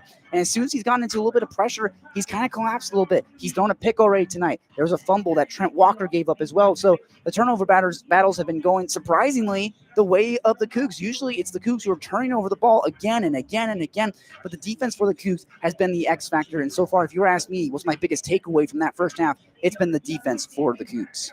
And defensively as well, we focus in on the individuals of that first half. Caleb Francel had a sensational first half. He was involved in those 2 turnovers. Absolutely, yeah. He was there to get the second hit on Trent Walker to kind of break the ball loose to be able to force that fumble for the Cougs to be able to pick it up. He got the interception as well, so was there to kind of see that pass, able to get his hands to it, get that, flip the field for the Cougs, put them on the doorstep to be able to then go down. They were able to score on that play. And so offensively for the Cougs, the number one player, the individual that we got to talk about, has been Tony Freeman. He's been getting it done both offensively and on special teams as well. He's had 2 really great punt returns, and it was looking like he was going to have a third one as well. He got all the way down to about the 20, 30-yard line in the Beavers territory. And like we said, kind of got pressured a little bit by Ojeda, the kicker for the Beavers, ended up fumbling the ball right at the sideline and turned it right back over to the Beavers. So the Beavers kicked it from their own 30-yard line, got it back at their own 30-yard line. So bit of an interesting situation there, but Tony Freeman has been reeling in catches all night tonight. He had 2 really great punt returns for the Cougs. He's been phenomenal being able to get them downfield, and then when he's been on offense, be able to kind of just tack on a little bit on some of these plays to be able to allow Kirby Voorhees to get a touchdown and Trey Lechner to get a touchdown as well. Yeah, and we started this broadcast by talking about the 2 running backs, Kirby Voorhees and Anthony Hankerson. We check in on those 2 players. Right now, Voorhees hasn't had the ball all that much, but Anthony Hankerson has been very underwhelming for this Oregon State offense. They just have not had any rhythm at all. Yeah, Hank the Tank kind of terrorized the Cougs a little bit in the first game of the season against these 2 guys when they played back in Corvallis. Anthony Hankerson had a really great game, and it was looking like at the very start it was going to be more of the same. He was kind of getting a couple runs put together, 5-6 yards, able to kind of help put together these drives for the Beavers. And then somewhere going into the second quarter, things really kind of turned around for Hankerson. He just wasn't able to get anything going. There was a play there towards the end of the first half where he kind of bounced off the offensive line and down onto the ground, which we kind of said kind of almost summed up their season. Like, things just are not quite going their way offensively. When they try to run the ball, when they go to the air, it's just the Cougar defense there to shut them down on all fronts. Hankerson's numbers in the first half, 9 carries, 42 yards, averaging 4.7 a carry. And for Washington State, Kirby Voorhees, 10 carries, 29 yards. He's only averaging 2.9, so they've given him his double-digit carry mark. He hasn't had all that much room, but the throwing game has really been working. Zevi Eckhouse, 13 to 21, 165 yards and a touchdown to boot to Trey Lechner. That was a good offensive half, but it could have been even better. There was a couple missed opportunities. We're still unsure if Rogers meant that he was going to be aggressive taking shots or aggressive going for it. They had the one drive where they didn't go for it. They kicked the field goal. The next time they go for it, they missed it. So if you're Jimmy Rogers right now, Smith, what are your keys to the second half? What do you like to see out of this team as you try to fight for a bowl game? Well, I'd like to see Kirby Voorhees maybe get a little bit more involved in these plays. Like you said, the passing game has been great for the Cougs. It's been just Zevi Eckhouse able to kind of sling the rock. He was able to get it to Trey Lichtner. He was able to get to Jeremiah Noga or Josh Meredith a couple times, able to get some of these big catches to kind of set them up there. But you'd like to see maybe Kirby Voorhees get the ball a little bit more and maybe block from a little bit better. There have been times when Kirby Voorhees looks like he's on the verge of breaking out for a big run, but just can't quite find the hole, can't quite find an opportunity to break through and get off for a big run. So you got to get some support for Kirby Voorhees, allowing you to be able, because if you can pound the rock better than the Bees can with Anthony Hankerson, you're going to end up winning this game. I mean, you're looking great position right now, 19-0 coming into the second half. So again, you got to get things going for Kirby Voorhees. And talking about the passing game, when you look over at OSU, Tristan Tia, who was unsure who was going to be the starting quarterback for the Beavs coming into this game, ends up being Tristan Tia, the freshman. You know, you got Malik Murphy as well. You got Kapari Johnson, though he's probably hurt. He's not going to be in this game. But the question is, are the Beavs going to maybe put Malik Murphy in at some point in this game, or are you going to lean on the freshman all night? Right, Malik Murphy started his career at Texas for 2 years. He played 7 games for the Longhorns. He was a highly recruited quarterback coming out of high school. Then he transfers to Duke. He got a 9-3 record with the Blue Devils, but he gets replaced by Darian Mensah, who came in with an absurd amount of money, over $5 million. He's a $1.5 million arm himself, but he just hasn't been performing at all this year. And so at this point, they've kind of abandoned their investment, knowing that their season, they can't make a bowl game at this point. Again, the Beavers are 2-9. They're out of the bowl game contention. Cougars are 5-6. They have everything to play for tonight, trying to make a bowl game. We'll see who the Beavers go with at quarterback to start the second half. They will get the ball first. As the time has expired on the halftime clock, Ryan Harris puts the ball on the tee. And it's 19-0 Washington State. 2 quarters to go in the regular season. Washington State fighting for a bowl game. Harris raises the arm, gets the ready for play, and puts toe to leather as we are underway in the second half. And it won't be returned by the Beavers. It'll come out to the 25-yard line. And that's where Tristan Tia will come back out on offense for the Oregon State Beavers. First half, 9-17 for 84 yards, and the interception by Caleb Franzel. We'll see what the Beavers decide to do to start this second half. Anthony Hankerson wasn't out there for one of their drives. He is out there to start this second half, so the ball gets placed on the near hash. Beavers in the all-whites with the black helmets. Cougars in the full crimson get-ups. Beavers moving left to right as we see it. Tia under center to start the second half. He will turn and hand up the gut to Hankerson, bounces around and gets wrapped up by a multitude of defenders. Parker McKenna, one of them the Mike linebacker for the Cougars, and they stuff him on the opening play of the second half.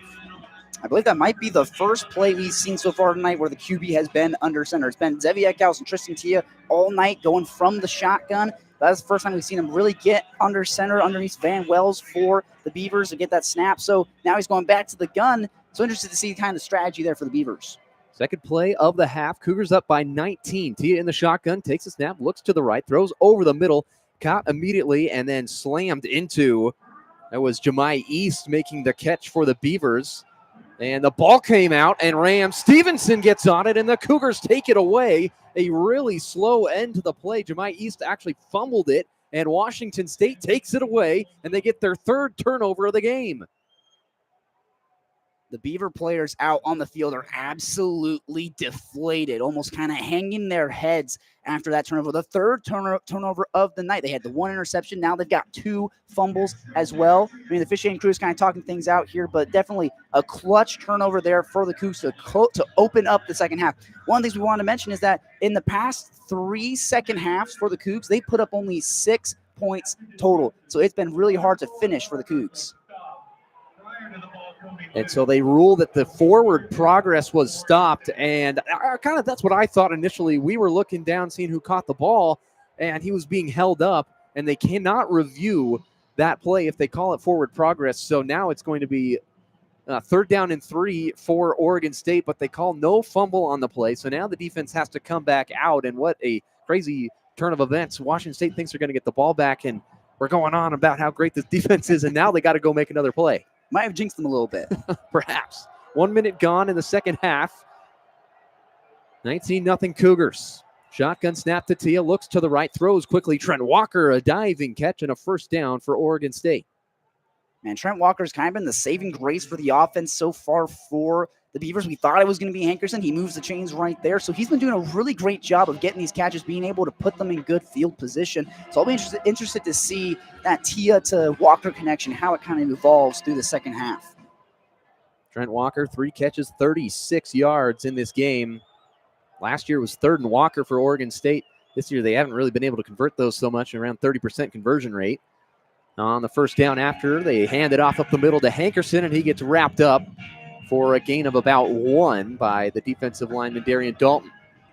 Man, Hankerson has just been seeing crimson all night tonight. Every time he tries to run up the gut, to the left side, to the right side, doesn't matter where he goes, the Cougs are there to kind of just say no and kind of bully him down to the ground. Got 2nd and 9, only got 1 yard on that play. So the Cougs just doing a great job of containing Hank the Tank.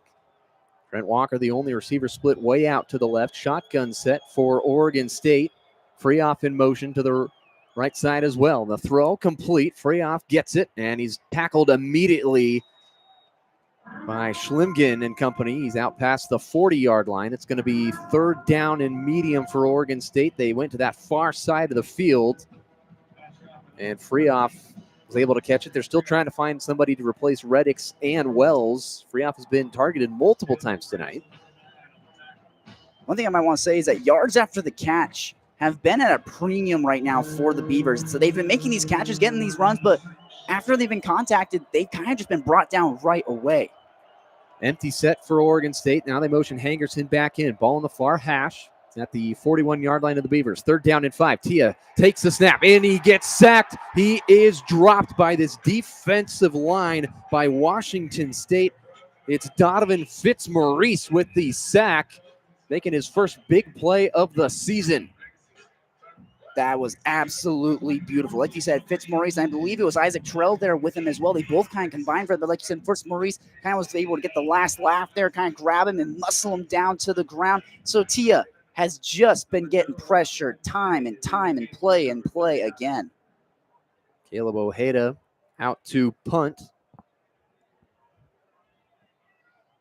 And that's a wobbler. It'll bounce at the 30. Tony Freeman steps up, and he's going to return it. This time he gets met immediately. Really nowhere to go for Tony Freeman. He's had a couple of explosive punt returns in this game, but Washington State will get the ball back.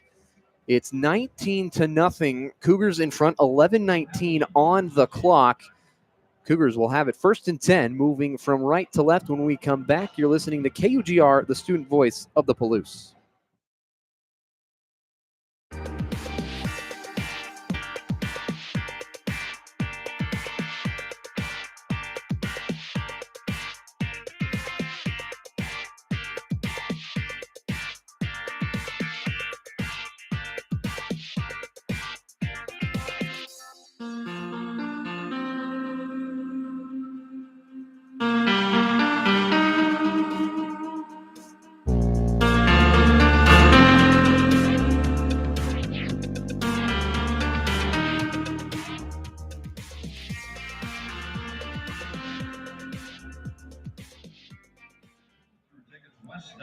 Nothing Cougs, 11:19 left in the 3rd quarter. And while we were at break, the officials announced that there was a face mask called on Oregon State. Mason White, the defensive back, grabbed the face mask of Tony Freeman while they were taking him to the ground. So it's an extra 15 yards for Washington State, and we will send it down to Nathan Eshelman, who has been dealing with these cold temperatures all game long. We salute him for weathering the storm that has been just the sheer cold front that has come in through the Palouse, and we'll send it down to Nathan. What do you got for us?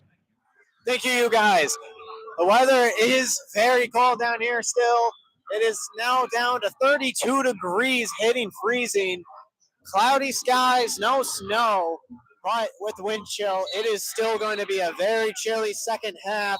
Tony Freeman had a fumble earlier in the half. Could be due to cold temperatures, making it hard to hold on to the football. Same goes for the Beavers with their wide receiver, Trent Walker. It'll only just get colder as time goes on, and we'll see what both teams can do to control the football. But the fans sticking it out and staying in the cold. That's it for me on the sideline. Back to you guys. Another great report from Nathan. Yeah, we don't want to be down there right now. It's very cold, so we're nice and luxurious up here in the press box that they provide for the student radio. So we're really lucky to be up here been trying to stay warm all night, but we've been doing a good job. Absolutely. Nathan's trying his best. Absolutely, yeah. It's 32 degrees right now on the Palouse. He's down there on the sideline. I've done that job before. Granted, I did that in August. Right. So it was definitely a lot warmer earlier in the year. That was at the Idaho game, so it was a very warm night. It was like this. It was at night. It was dark out on the Palouse, but with it being dark, the sun's down, the wind is coming in as well. It's a lot colder than just 32 degrees. First down for Washington State, so they get 15 extra yards after the face mask on the Beavers. They're at their own 43-yard line. They've been gifted a number of great field position opportunities by Tony Freeman, and these punt returns. It has been special teams disaster, to say the least, this year for Oregon State, and it continues to bite them here. So first down for Washington State. Eckhouse in the shotgun with Voorhees to his right. Ball's in the middle of the field. He'll take the shotgun snap and hand it to Voorhees off the left side. He gets wrapped up and slung to the ground. A tremendous defensive play on the edge by Kai Wallen to take him down. He wrapped him up and he couldn't get away from the first defender. Yeah, the 6'5", 247-pound redshirt junior from Sacramento, California, Kai Wallen, like you said, was just there to kind of track down Kirby Voorhees. And that's kind of been the theme all night. Kirby Voorhees has tried to run out to either side off to the ends, but he's just been met by the defense of the Beavers, just able to kind of wrap him up, and he has nowhere to go. 3 receivers to the right on second down and 10. He got back to the line of scrimmage. They're still on their own 43, but now they're on the near hash. Eckhouse takes a snap, quick slant pass over the middle to Freeman, and it's incomplete right off his hands. It was a little bit in front of him, and he was waiting for the big boom coming from Tyree Blake in the middle, and Freeman drops that one. Now it's third down and 10 for Washington State. Yeah, it could have been a hospital ball there for Tony Freeman. I mean, lucky for him, it was kind of too far out of his reach. He was running his route properly. Just kind of a bad throw from Zevi Eckhouse. Didn't connect with them. But yeah, if he had connected, he would have been absolutely laid out if he was going full bore. So third down and 10 from their own 43. 2 plays of 0 yards. 2 receivers to the right. Eckhouse, another shotgun snap. It was a little bit low. He backs up. Pressure is coming, and he will just throw it away to avoid the sack. And the punt team will probably come out to a really quick 3 and out. They got gifted those extra 15 yards, but couldn't do anything with it. Eckhouse will jog off, and Ryan Harris will jog back on. This kind of looks like the Oregon State game from November 1st, where it was a kind of a punt fest back and forth in the second half until Oregon State finally broke through and scored the winning touchdown. Again, the Beavers won 10-7 in Corvallis already this year. This is for the Pac-12 championship here in Pullman. So a punt from Harris, end over end. Walker comes to catch it at the 20-yard line, steps up and gets immediately drilled by a couple of Cougars.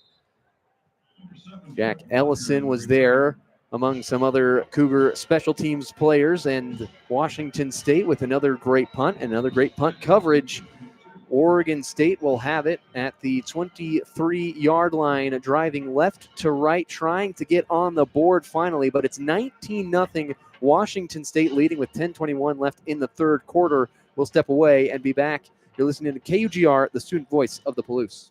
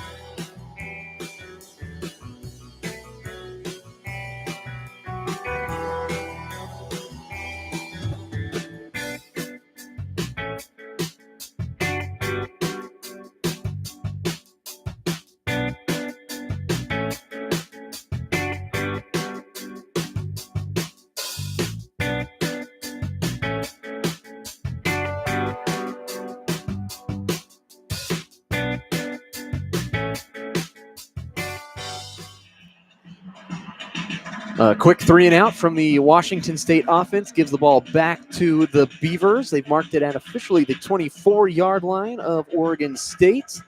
19-0 is a great start to this game for Washington State, but they need a couple more punches to finally knock out the Beavers, but the Beavers are still fighting. There's a great defensive drive on that last drive to stop Washington State. I think that might have been the best we've seen the Oregon State defense all night tonight. I mean, they try and run the ball with Corey Voorhees. He runs into the end there, is brought down by Kai Wallen. And then, of course, you try and go to the air, try and connect with Tony Freeman, and then you just can't do that either. A bit of a bad pass from Zevi Eckhouse. And then on that final play of the game to cap it all off, you get the pocket just completely collapsing on Zevi Eckhouse immediately off the snap. There was just nowhere for him to go. He has to kind of wheel out to his left side, realizes he's got nowhere to go, has to dump it away. You force that 3 and out. So that's probably the best we've seen the defense for the Beavers all night tonight. They had kind of no answer for a lot of this WSU offense, but if the Beavers can kind of turn up the defense a little bit in this half, they might be able to possibly scratch and claw their way back into the game. Still yet to get points on offense, but they have had times this game where they feel like they're going to finally start to drive, and then this Washington State defense finally turns it on and either takes them away or gets some sacks. That drive at the end of the first half was one of their best. A nice catch from Caulfield down the right side, and then a couple of sacks from Terrell and Paletti ended that drive. So here we go. Another opportunity for the Beavers. 10:21 on the clock in the third quarter. Ball in their own 24. Shotgun snap to Tia. Play action to Hankerson. Rolls out, gets hit, floats it deep, and it is caught. But there is a flag.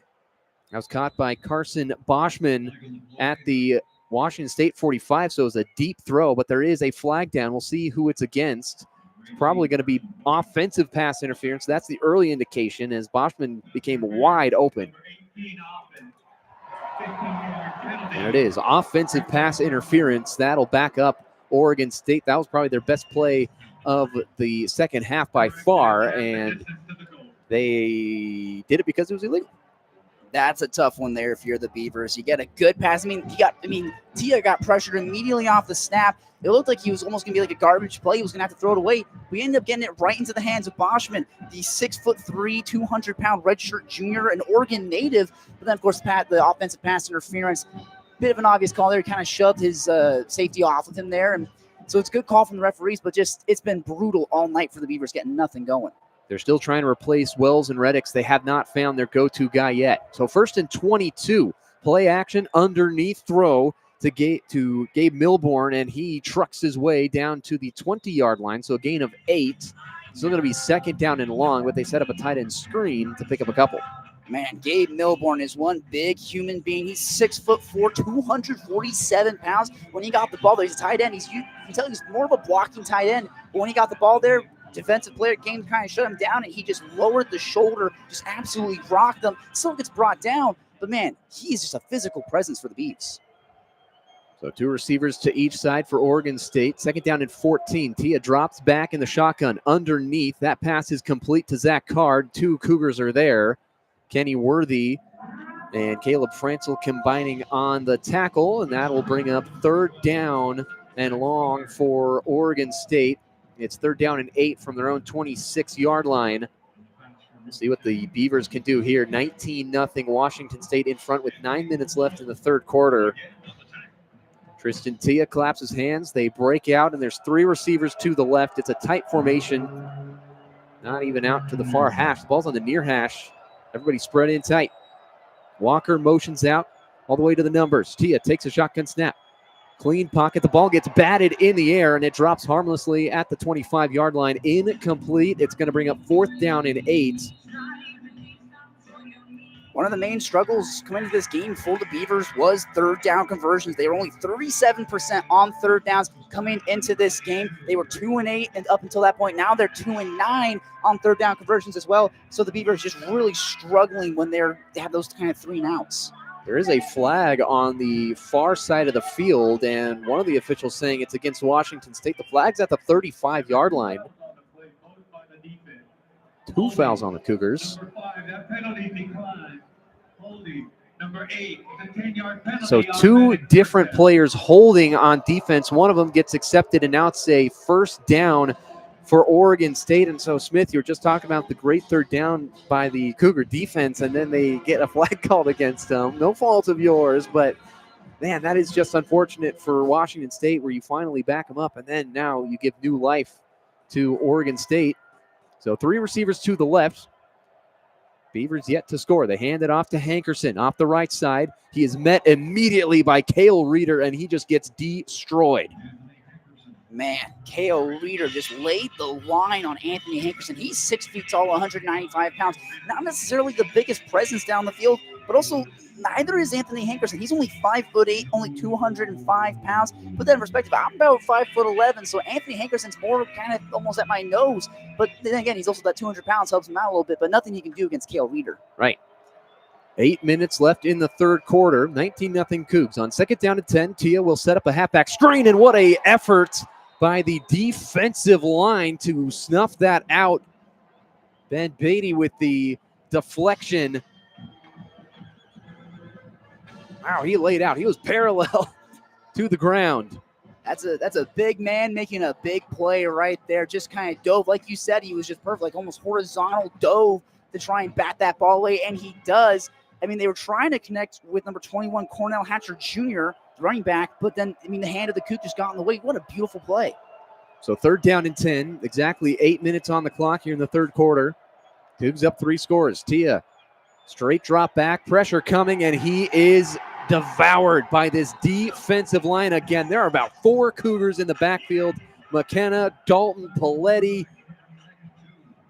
How about that for Washington State? Now it's 4th and 20, and Oregon State just going to walk off the field in disappointment. Looks like it's Darren Dalton who kind of got the official sack on that one. He kind of busted through the line. Got some help, though. Some 2 other Cougs were there to kind of hold Tia in place, almost put him on a tee, so then Dalton could just kind of power through and just absolutely muscle him down to the ground. And so far, the Beavers have just been getting devoured by the Cougs in Pullman. Punt is away for the Beavers. Freeman will catch it at the 30-yard line, head out to the right side. He gets a block, and now he is free. Past the 50, past the 45, pushed out of bounds in Oregon State territory. They cannot stop Tony Freeman tonight. I don't know what it is about Tony Freeman, but he just has the number for this Beaver special team. Every single time he catches the ball in these punt returns, he finds a way to get at least some yardage out of it. He doesn't get stuffed. He doesn't get stopped right where he catches it. He's just able to kind of speed his way through. There's a flag down on the field, so not sure exactly what the call is on this, but I mean, Cougs doing really great on special teams. And the new head coach coming in for Oregon State, Jamarcus Shepard, the first order of business is fix the special teams. They are a bottom 3 unit this year, and they've been kind of bouncing around between worst and third to worst. Somehow they haven't really been in that second worst tier, but it's been them and Cal and Eastern Michigan down at the bottom 3, and they just continue to make bad plays on special teams. And then it gets even worse for the Beavers. It's an unsportsmanlike conduct penalty after the play, 15 extra yards. And the sky seems to be falling for Oregon State. They're fighting for any bit of pride down the stretch of this season. They're 2-9, not fighting for a bowl game. The Cougars are a quarter and a half away from punching their ticket to bowl season. 7:06 on the clock in the third quarter. 19-0 Cougars will step away after this media timeout. It is Cougars 19, Beavers nothing. You're listening to KUGR, the student voice of the Palouse.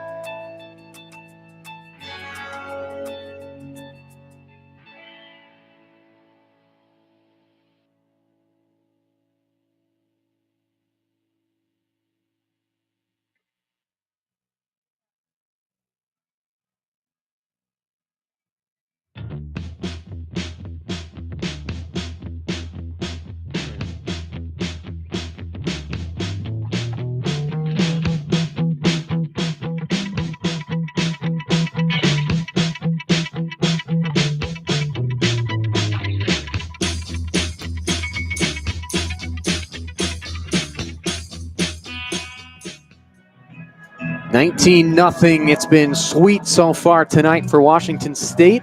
3 quarters almost through. It's about halfway through the third quarter. 7:06 on the clock. We'll go down to Nathan Eshelman to have an update again. Nathan, what do you got? Thank you, guys. Both offensives have really gotten stopped in this second half, whether it's the Cougars defense stopping any movement from Tristan Tia or the Beavers defense finding ways to stop Zevi Eckhouse from progressing down the field. The play action has been a factor for the Cougars all day long, but so far in the second half, the Beavers have stopped it very well. Meanwhile, for the Cougars, Tristan Tia is really not having a great day in the office. Now multiple sacks after that last drive, ending with a sack and multiple penalties on each side. We'll see what happens the rest of the game. That's all for me. Back to you guys. Well, when your office is a sub-30-degree day where the defense is bearing down on you and all you're seeing is crimson, I wouldn't be surprised that it's not having a great day. They say office jobs sometimes can get you hurt from the carpal tunnel. He's just getting tunneled down into the ground right now by this defense. No, absolutely. I mean, Corvallis gets about as cold as Pullman does as well, but right now, you got to wonder if that weather's getting to him a little bit. You know, they try to pass it in the air, doesn't work. They try and run it, doesn't work. So, Beavers, it's just been tough sledding right now on the Palouse. After the 27-yard return by Freeman, 15 extra yards on the unsportsmanlike conduct penalty. Washington State has it first down and 10 from the Beaver 29-yard line. Eckhouse will take the snap, hand it off to Kirby Voorhees up the middle for a gain of about 4. And a flag is down on the far side. And it looks like it's going to be a neutral zone or offside against Oregon State. They are just losing all hope in this game. Penalties after penalties, punt returns given up by Tony Freeman, and then you line up offsides after the break. Yeah, it was JoJo Johnson who kind of lined up offsides there, ended up handing some more yards to the Cougs. Like I said, it's been discipline issues for the Beavers. It's hard to win football games if you're shooting yourself in the foot, and it's even harder to win it when you're shooting yourself in the foot and you're not even making it to the red zone. The Beavers are 0-0 for red zone attempts so far in this game because they haven't even gotten into the red zone. So it's really hard to do that when even on defense, you're giving up yards back to the Cougs.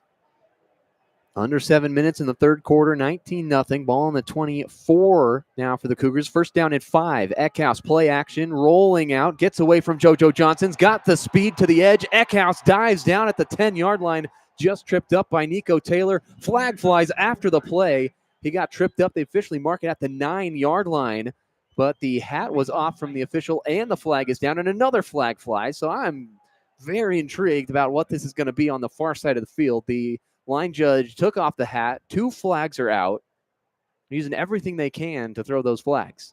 Yeah, I wonder if maybe it was a personal foul, like maybe some taunting after the end, maybe some, a little chirping. Things have, at the start of the game, things were a little chippy. It seemed to kind of cool off there coming into the second half. Maybe the Beavers kind of realized, man, this game's really getting out of hand. Maybe we need to focus in a little bit. But they also had that unsportsmanlike there that kind of pushed the Cougars further into their own half. So penalty trouble, like we've been mentioning, it's really been getting the Beavers in trouble. That was a great play from Zevi Eckhouse as well. He kind of had to evade pressure and able to make something out of nothing. During the play, personal foul, unnecessary roughness, number 18 offense.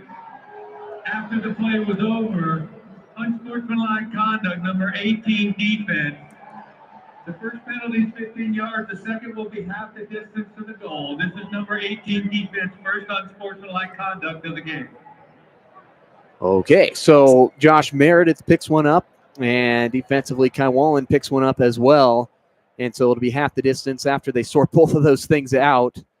And the Cougars will try to march their way into the end zone. It was a great play from Eckhouse. And so it's 6:36 on the clock. It's a Cougar first down. And interesting there because, you got Josh Meredith and then his counterpart, Kai Wallen, going, toe for toe with those kind of unsportsmanlike conducts there. But, nonetheless, Cougs are on the red zone right now. Zevi Eckhouse was kind of there to run it in to kind of get them on the doorstep now. And right now it's all about converting. You want to be aggressive. Now's the opportunity. First down and 10 from the Oregon State 12-yard line. 2 receivers to the right, 1 to the left. Eckhouse hands it off to Voorhees, and he slips. He had a lot of speed going, and Kai Wallen was there to meet him, but he was slipping before Wallen even got to him. And so that'll bring up second down and 10. He got back to the line of scrimmage. That's all. So second down and 10.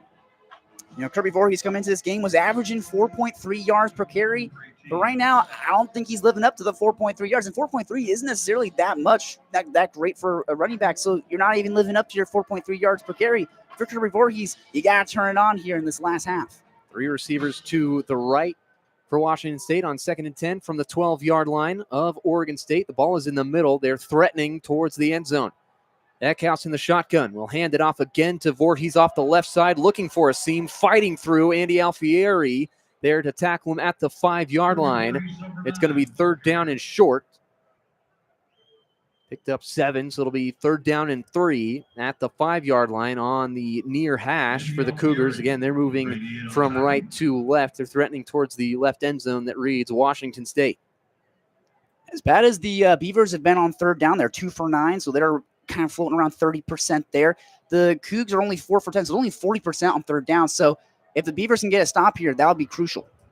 5 minutes left in the 3rd quarter, 19-0 Washington State, trying to make it more. Eckhouse all alone, sets his feet, runs up the middle, untouched, touchdown. He bowls into the end zone. It's a strike for the Cougars tonight, and it could be 3 strikes here out for the Beavers. 25-0 Cougars in front.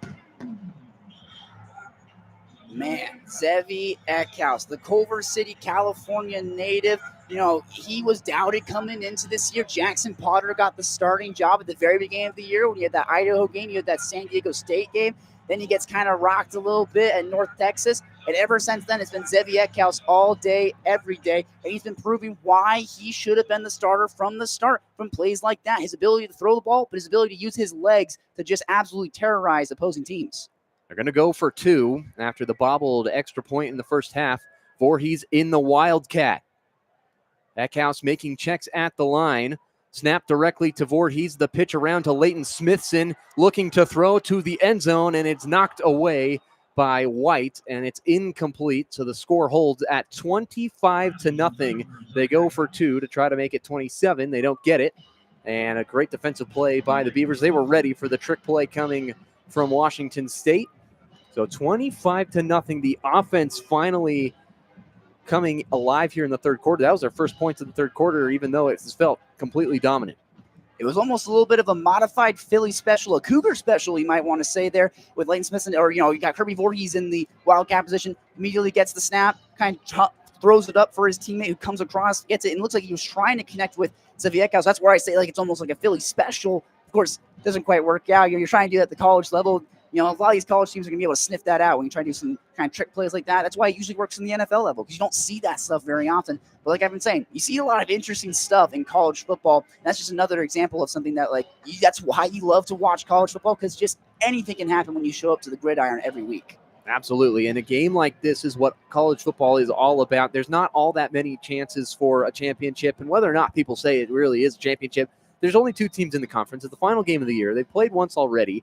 And Washington State has a better overall record. So really, they're probably going to argue that it should be split anyways. But Washington State trying to win going away against Oregon State. It's 25-0 here in the de facto Pac-12 championship. Washington will return it from the goal line after the kick from Harris. He gets out to the 20, and he is destroyed by a couple of Cougars. It's Anthony Polano there, and I don't think he lost the ball, and he comes out with it. So that was a risky play from Washington. Instead of letting it bounce, he takes it out, and he just gets destroyed at the 15-yard line. One thing that's interesting to note here is, the play down there where they received the ball and were coming back, but on the OSU sideline, number 33, Gage Jones for the Cougs was wrapped up in an altercation with an OSU player who I'm not sure was on the field or if he was on the sideline when he was coming across, just got wrapped up with him, was kind of throwing him to the ground, wrestling with each other almost. So things really chippy between these teams. Tia will take the snap, fire it out quickly. That's caught by Malachi Durant. Clock will run. We're under 4.5 minutes to play in the 3rd quarter. 25-0 Washington State. That was a pickup of 6 yards. Brings up 2nd and 4 from their own 21. Ball in the near hash. They'll hand it off to Hankerson. All kinds of room up the middle, and he stumbles forward for a first down out to the 28-yard line. Gain of 7. If you're the Beavers, you're glad that he got the first down there, but he kind of got tripped up there. He had a lot of green to run towards. He had a huge hole. He could have broken up the middle, but just got kind of tripped up there. He's been getting tripped up kind of all night, and so is Kirby Voorhees as well. So both running backs getting really unlucky when they've had opportunities to break it off for a big run. And Parker McKenna, after that play, has come up very slow. He tried to make his way off the field, but he has stopped at the hash mark of the 30-yard line here on the near side. Training staff coming out to deal with Parker McKenna, who is on the ground. He is a senior leader for this team. The Portland State transfer has stepped up big. He leads the team in tackles this year. He's been the heart of the defense. Caleb Francel's had the standout play these last couple of weeks, but McKenna all year long has been their best defender, and we will step away as they bring out the training staff for Parker McKenna. You're listening to KUGR, Student Voice of the Blues. Cougars lead it 25-0.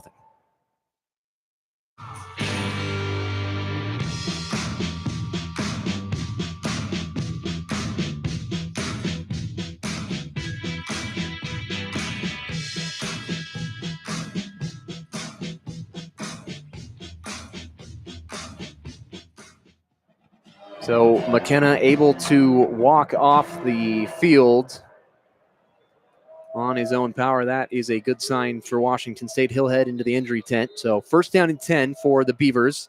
Hand off to Hankerson off the left side. And Schlimgen, the first one to wrap him up. Darian Dalton finishes him off after a gain of about 4 or 5.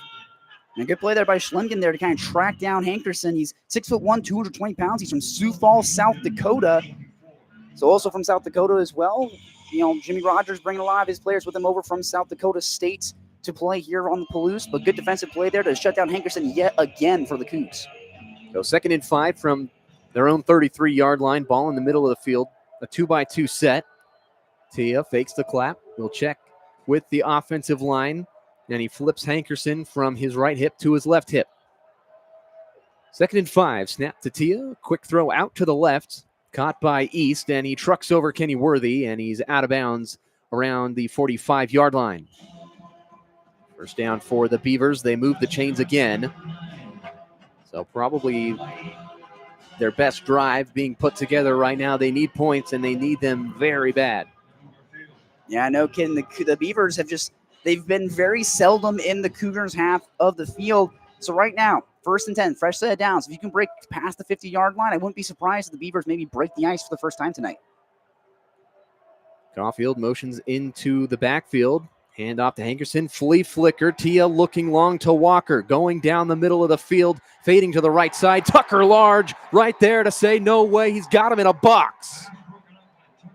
That was absolutely beautiful. The South Dakota State transfer, Tucker Large, 5'11", 183 pounds. Not the biggest guy, but if he gets his arm in the way, in the slot, he's going to just bat it away. And Trent Walker has just been terrorized by the secondary for the Cougs all night. Well, and you knew who that was going to immediately after the flea flicker. Hankerson didn't do a great job of selling it. He took one step, flipped it back, and Tucker Large knew that it was going to 7 and white all night long. So a 2-by-2 set on 2nd down and 10 from their own 44. 2 running back set for Oregon State. Tia, straight drop back. Clean pocket this time. Steps up. He's going to run it for the first time tonight, and he gets positive yards past midfield to the Washington State 49-yard line. Yeah, Tristan Tia kind of doing his best Zev Eckhouse impression there. He saw the pressure, realized he wasn't going to be able to get a pass off. All of his options were kind of locked down, so he tries to run up the gut, just like how Zevi's been doing all night tonight. Does a pretty good job. Gets about 5 yards. So, again, you kind of salvage those plays. What separates the good quarterbacks from the great quarterbacks is their ability to make plays out of nothing when things break down. 25-0 Cougars. 2:10 in the 3rd quarter. 3rd down and 3. Keeper for Tia off the left side. Gavin Barfield takes him down. What a huge hit by Big 40 and Crimson. He hasn't played all that much this year, but he makes a big stop there on Tristan Tia. Man, Gavin Barfield, redshirt senior. He's one of the players who's getting honored tonight on senior night. This does such a great job of tracking him down. Kind of shakes off the coverage, gets past the line. You know, you could see that Tia was keeping that ball. He knew it was going to be a kind of QB sneak, kind of try and go out to the left side. And Tia gets kind of showed why he's not a rushing quarterback, why that's not his job. And you won't be surprised if maybe Tia consolidates himself to the pocket now. 4th down and 3. Ball on the Washington State 49-yard line, right at midfield. Hankerson, the running back, throwing play for Oregon State. Over the middle, complete to Hankerson. Breaking tackles out to the 35-yard line, and it's a first down. That's a big conversion for Oregon State as they try to fight to stay alive in this game. They're down 25 points. They got to get moving, Only a minute 10 left in the third quarter. They go quick, 2-by-2 set from the Washington State 35-yard line. Tia drops straight back. Pressure coming off the far side. And he throws it over the middle, caught by Hankerson, who just gets demolished by Schlimgen. Man, Hankerson has been getting some more success as a wide receiver more than he has as a running back. They've had him on the back-to-back plays there where he's just kind of been a receiver, kind of been an option for Tia to go to when things have broken down, and he's been open. He's been right there to make that catch. I mean, again, like I've been mentioning before, yards after the catch have been at a premium for the Beavers. When they get these catches, they're just not able to get away from the Cougar defense. That was a gain of 5. The ball's on the 30-yard line near hash. Beavers moving left to right. Play action to Hankerson.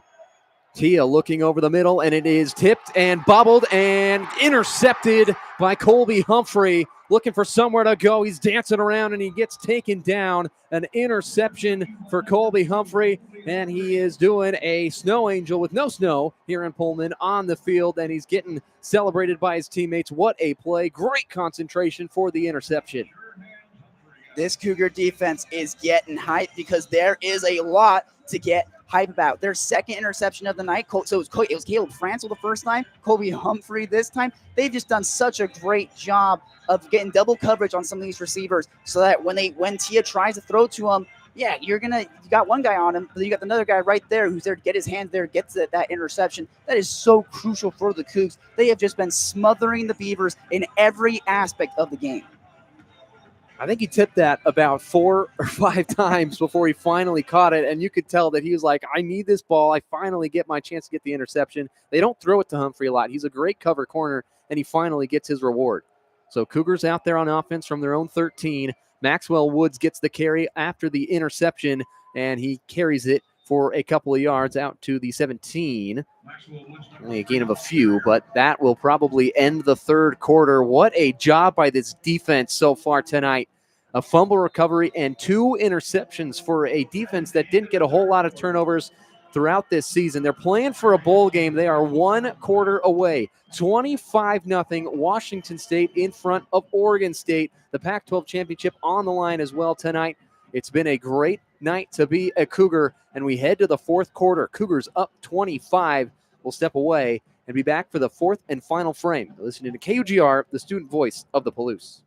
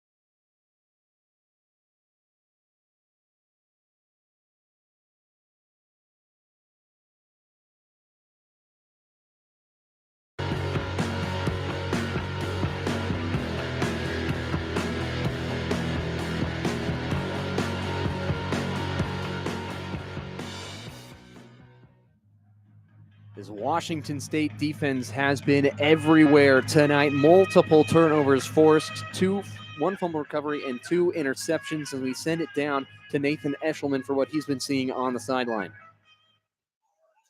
Thank you, guys. Now, it has been a tough game so far for Tristan Tia, and just at the end of the third quarter, he went and threw his second interception of the game, which was tipped high in the air, lots of suspense. But to the relief of the Cougar crowd, it ended up in another turnover in favor for the Cougars, making it the third total turnover of the game for the Beavers. The Cougars, going into the fourth quarter, have a 4-possession lead. 25-0 is the score, a big difference between what happened at Corvallis. Let's see if the Beavers can find some type of spark in the fourth quarter. That's it from me. Back to you guys. Nathan and I were there for that Oregon State game in Corvallis, and it was a heartbreaker. It was a game where you think Washington State's finally putting the pieces together, going to really build off the second half of this season, and they laid an egg. It was a 10-7 finish. Oregon State had their number, and it was a disheartening loss. They played all I do is win no matter what after that game. The Beavers had their second win of the season after that point, and Washington State has taken that personally, and they have come out here and dominated the game, and it's 25-0 as we get ready for the fourth and final quarter.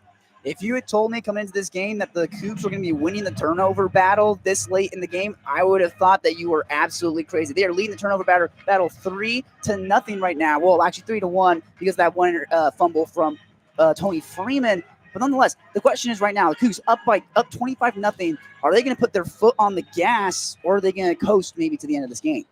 And not to mention the 4 sacks for the defense. They have been absolutely in charge tonight. So 3 receivers to the left, and a flag flies before the first play of the fourth quarter can start, and it's going to be a false start on Washington State to start the fourth quarter. False start. Number 18 offense. And so Josh Meredith, who has not had his best night as a Cougar, had a really nice catch to set up the Voorhees touchdown run, but other than that, he's been the subject of a couple different penalties and also a false start here to start the fourth quarter. So 2nd down and 11 after the penalty from their own 12-yard line. 3 receivers to the right with Maxwell Woods off the left hip of Zevi Eckhouse. Senior takes the snap and throws a slant over the middle, caught by Freeman, past the 20-yard line to the 22, where he is roped down by Alfieri, who is now struggling to get himself up off the ground, and he's grabbing at his right arm, and they're going to have to sub him out. Alfieri's been everywhere in the middle tonight, and again, the Beavers have been decimated by injuries all year long. Their offensive line's been dinged up. Their defensive line has been just ravaged, and Alfieri heads to the sideline. So 3rd down and 1 from their own 22. Cougars go with a heavy set with 3 different tight ends. Play action, Eckhouse right up the gut. He's got a burst, and he's out to the 30 like a blink, and he's out to the 31 officially, and a first down for the Cougs. And that was Trey Glasper there to kind of track down Zevi Eckhouse. Again, I've been saying it all night, but Zevi, what makes him so special, what separates him from making him a good quarterback to making him a great quarterback is his ability to use his legs, his ability to get out of pressure like that. But that wasn't even pressure. That was just a design play. They gave it to him. He was running up the gut. He's been doing that all night tonight, and the Beavers have kind of just been letting it happen. So 1st down from the 31-yard line. Angel Johnson, senior running back, is checked into the game. Play action, and Eckhouse will throw. He's rolling to the right, dumps it underneath to Meredith, who makes a couple men miss before he's chopped down at the 41-yard line. So a gain of 10 and enough for a first down. And the Cougars move the chains again. And Davis, I don't know if you've realized, but I believe we have the Oregon State play calling booth to our left. And after that play where Zevi kind of dumped it off to Josh Meredith, I saw a number of people to my left in the booth put their hands up in disbelief. They're kind of pounding the table a little bit, definitely frustrated. Clearly something about that play did not go their way. They were hoping to get a stop. But Zevi Eckhouse, again, making something out of nothing to the chagrin of the Oregon State staff. So from the 41-yard line, 13 minutes left in the game, Eckhouse will hand to Angel Johnson, and Angel Johnson will go backwards. Not a big surprise for Angel Johnson, as he's had a rough season so far. He's supposed to be a superhuman running back, but he has just not found any daylight whatsoever. And Maxwell Woods will come back into the game.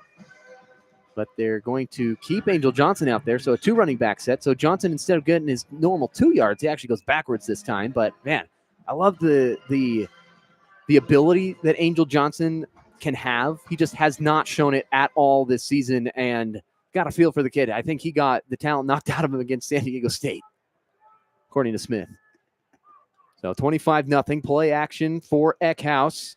He will throw to Angel Johnson in space. Here's his chance to make something happen, and he picks up almost enough for a first down, and he gets to the 49-yard line, and that's where Angel Johnson can really work. In space, if he's in a phone booth, he's probably not going to win, but if he's out in space, he is really tough to handle. You should really just transition him to being a wide receiver at this point. Like we said, like when he's been kind of cramped a little bit, when maybe he's in the backfield, when he has to try to maybe run off to the side, maybe even run up the gut. In that University of Idaho game, he got absolutely rocked on one play where he tried to run up the gut. Like you just said, it's like they hit all the talent out of him. But so far, when they've kind of gone to him as like treat him like a wide receiver, he's actually had success. So maybe that's the formula for Johnson. So 3rd down and 2 from their own 49. They're right at the midfield stripe. They hand it off to Voorhees, who plows his way forward, and he loses the football. They're saying that he was down on the ground. The umpire says he was down. He is pointing at the ground like 100 times, saying he is down, trying to get Oregon State to give him the ball back. And now a flag flies in after the play. Lechner being taken away by Johnny Lester, the right tackle, or pardon, the left guard for Washington State. And there's been a lot of tempers flaring in this game. There's been flags just popping up everywhere. So it was 3rd down and 1. But we'll see what happens now. There have been quite a few kind of unsportsmanlike conduct penalties going on. That's kind of what looks like it might be here, because that was way after the play was over. That ball looked like Kirby Voorhees was down, but it's kind of hard to tell. It almost looked like he was going down. It was almost kind of horizontal, and then the ball came out. So, I mean, they might go to reviewing it. I'm not exactly sure, but this is most likely going to be an unsportsmanlike penalty. Against who is the question? The ruling on the field is the runner was down prior to the ball coming loose. After the play was over, there were fouls against both teams. Unsportsmanlike conduct, 23 offense. Unsportsmanlike conduct, number 44 defense. Their first of the game. The penalty's canceled. The previous play is now under review. So they will go to review. They brought the monitor out at around the 18-yard line. Down on the near side, the white hat will go over and take a look under the hood. But it looks like Voorhees, the call was that he was down on the field, but it's going to be really, really close. We almost got to see the replay, but they took it away from us at the last second. But we don't always get to see the replays, but likely we'll get to look at this one. But if Voorhees wasn't down, that would be a big swing for Oregon State. They can try to pound this through if they get the ball back and try to get back in this game, as the replay is shown on the big board. The ball looks to be moving a little bit, and I think the ball's out. That is absolutely out. That's kind of what I was thinking. It was looking like if he was down, his knee was kind of wrapped up in the arm of the defender, who was kind of keeping him up off the ground. He hadn't made contact yet. So when that ball popped out, he was still in the air. He was still lofted up by that defensive player. So this should be a pretty easy one for them to overturn here. Like you said, they kind of cut away from the replay right before they were about to show it. The first time I was about to say, man, it's a cover-up. They're going to cover up what exactly is going on down there. But no, they showed on the big board. Everyone here in Martin Stadium can see that is most likely going to come back as a fumble. That looks like it was recovered by the OSU, so they're going to get the ball back. So now they're closing the gap a little bit on the turnover battle. So this would be, if this comes back in their favor, they'd be 3-2, still losing the turnover battle, but they get at least one more back in their favor. Absolutely, and being down 25-0 is not where you want to be if you're the Oregon State Beavers. But you get the ball back now, and if you can at least punch something in, you get a little life. Here's the call. After review, the ball was coming loose prior to the runner being down. The ruling on the field has changed to a fumble recovered by the defense. It'll be first down, Oregon State. And so Oregon State had the immediate recovery following the play, so they give the ball to the Beavers, and it'll be 1st and 10 for Oregon State, now flipping around and moving from right to left. So first down for Tristan Tia, and the Beavers desperately need points if they want to have any chance in this game. Cougars have been dominant in all 3 phases. But again, yes, like Smith mentioned, closing the gap in the turnover battle. 2 fumbles by Washington State, one by Voorhees and one by Freeman on a punt return. Tia will play action and roll out to the right. Barfield taking him down, and then the rest of the Cougars meet him in the backfield. Gavin Barfield having a career night right now for Washington State. Well, I'll tell you, Davis, I've never been in the bottom of a dog pile, but it has got to hurt. And Tia has been at the bottom of quite a few. dog pile so many times that his offensive line just leaves him out to dry, especially right there. You got 3, 4 Cougar bodies just laying down on top of you. It's got to sting. It's got to take its toll. And you got to wonder, are the Beavers going to move away from Tia? Maybe you put in Murphy for at least a few plays late in this game. Yeah, the Tia experiment has not really worked so far against a really stout Cougar defense. So 2nd down and 24 for Tristan Tia. Pocket collapsing. Tia rolls to the left, gets a block, and that's a hold, and he gets out to midfield, and he gets pile-drived into the ground by Colby Humphrey. He lost the ball out of bounds, but this is going to come back for a hold. And Caleb Franzel talking to Hankerson saying, look at this flag on the ground. That's because of you. I was about to say, when Hankerson kind of blocked Caleb Frankel down to the ground, like he was kind of holding him there, dirty block. Hankerson was in his face, kind of talking some smack. So you gotta love to see Caleb Frankel getting up, pointing to the flag and telling them, you can talk all you want, doesn't matter. And holding on Hankerson will back it up. So that was Tia's best play of the night. Taking the ball, escaping the pressure, getting out. But yeah, Hankerson just drives Franzel into the ground and just talks in his face after. I'm surprised maybe they didn't get him with an extra penalty on that. But so they back up Oregon State again, and comedy of errors tonight. Hasn't been funny for the Beavers, but it's been a comedy of errors to say the least. 25-0 to score, 10:29 on the fourth quarter clock. On that replay, too, when Hankerson kind of blocked Caleb Franzel, held him down to the ground, you could see the coach on the sideline. They were right by the OSU sideline. Their coach was irate. Was yelling at Hankerson, like, what are you doing? Probably one of the clearest holding calls I've ever seen. Tia will throw quickly to Card. That's a backwards pass picked up, and they say it was slightly forward, so it's going to be incomplete. But if it was backwards, Card could pick it up and run with it, but incomplete pass. And now it looks like Colby Humphrey, slow to get up. The training staff comes out to meet him. He's on one knee at the far side 20-yard line of the Oregon State Beavers here on this right side of the field.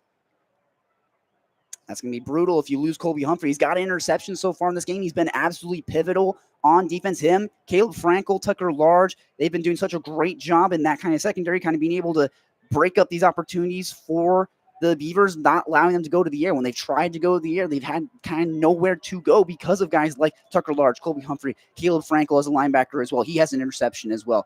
I mean, it's just been, if you lose someone like Colby Humphrey this late in the game, granted, you're up 25-0, but still, it would be a huge loss to lose somebody like the senior or the fifth-year student, Colby Humphrey.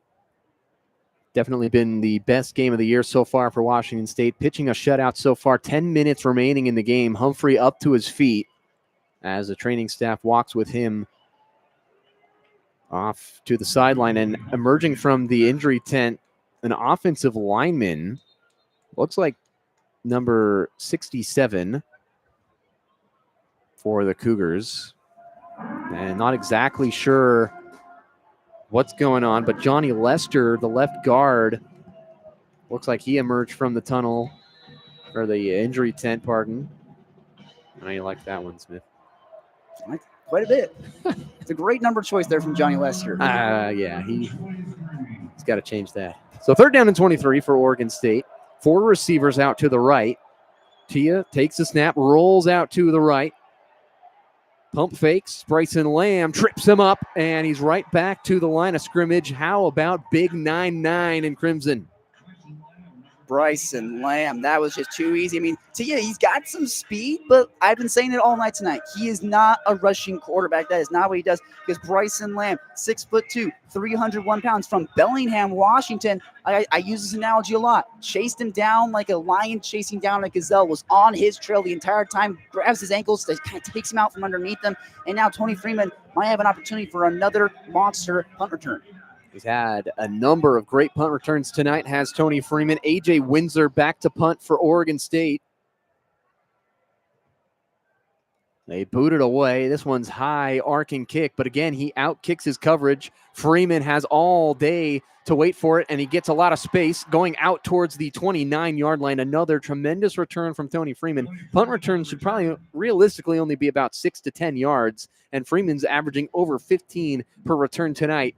And the Cougar offense will come out to the 29-yard line to start their next possession. What a night for the Washington State team as a whole. 25-0 over Oregon State, their new rival in the new Pac-12, going for a Pac-12 championship and trying to clinch a bowl spot 9:15 remaining in this game. Cougars up by 4 scores. We'll step away. You're listening to KUGR, the student voice of the Palouse.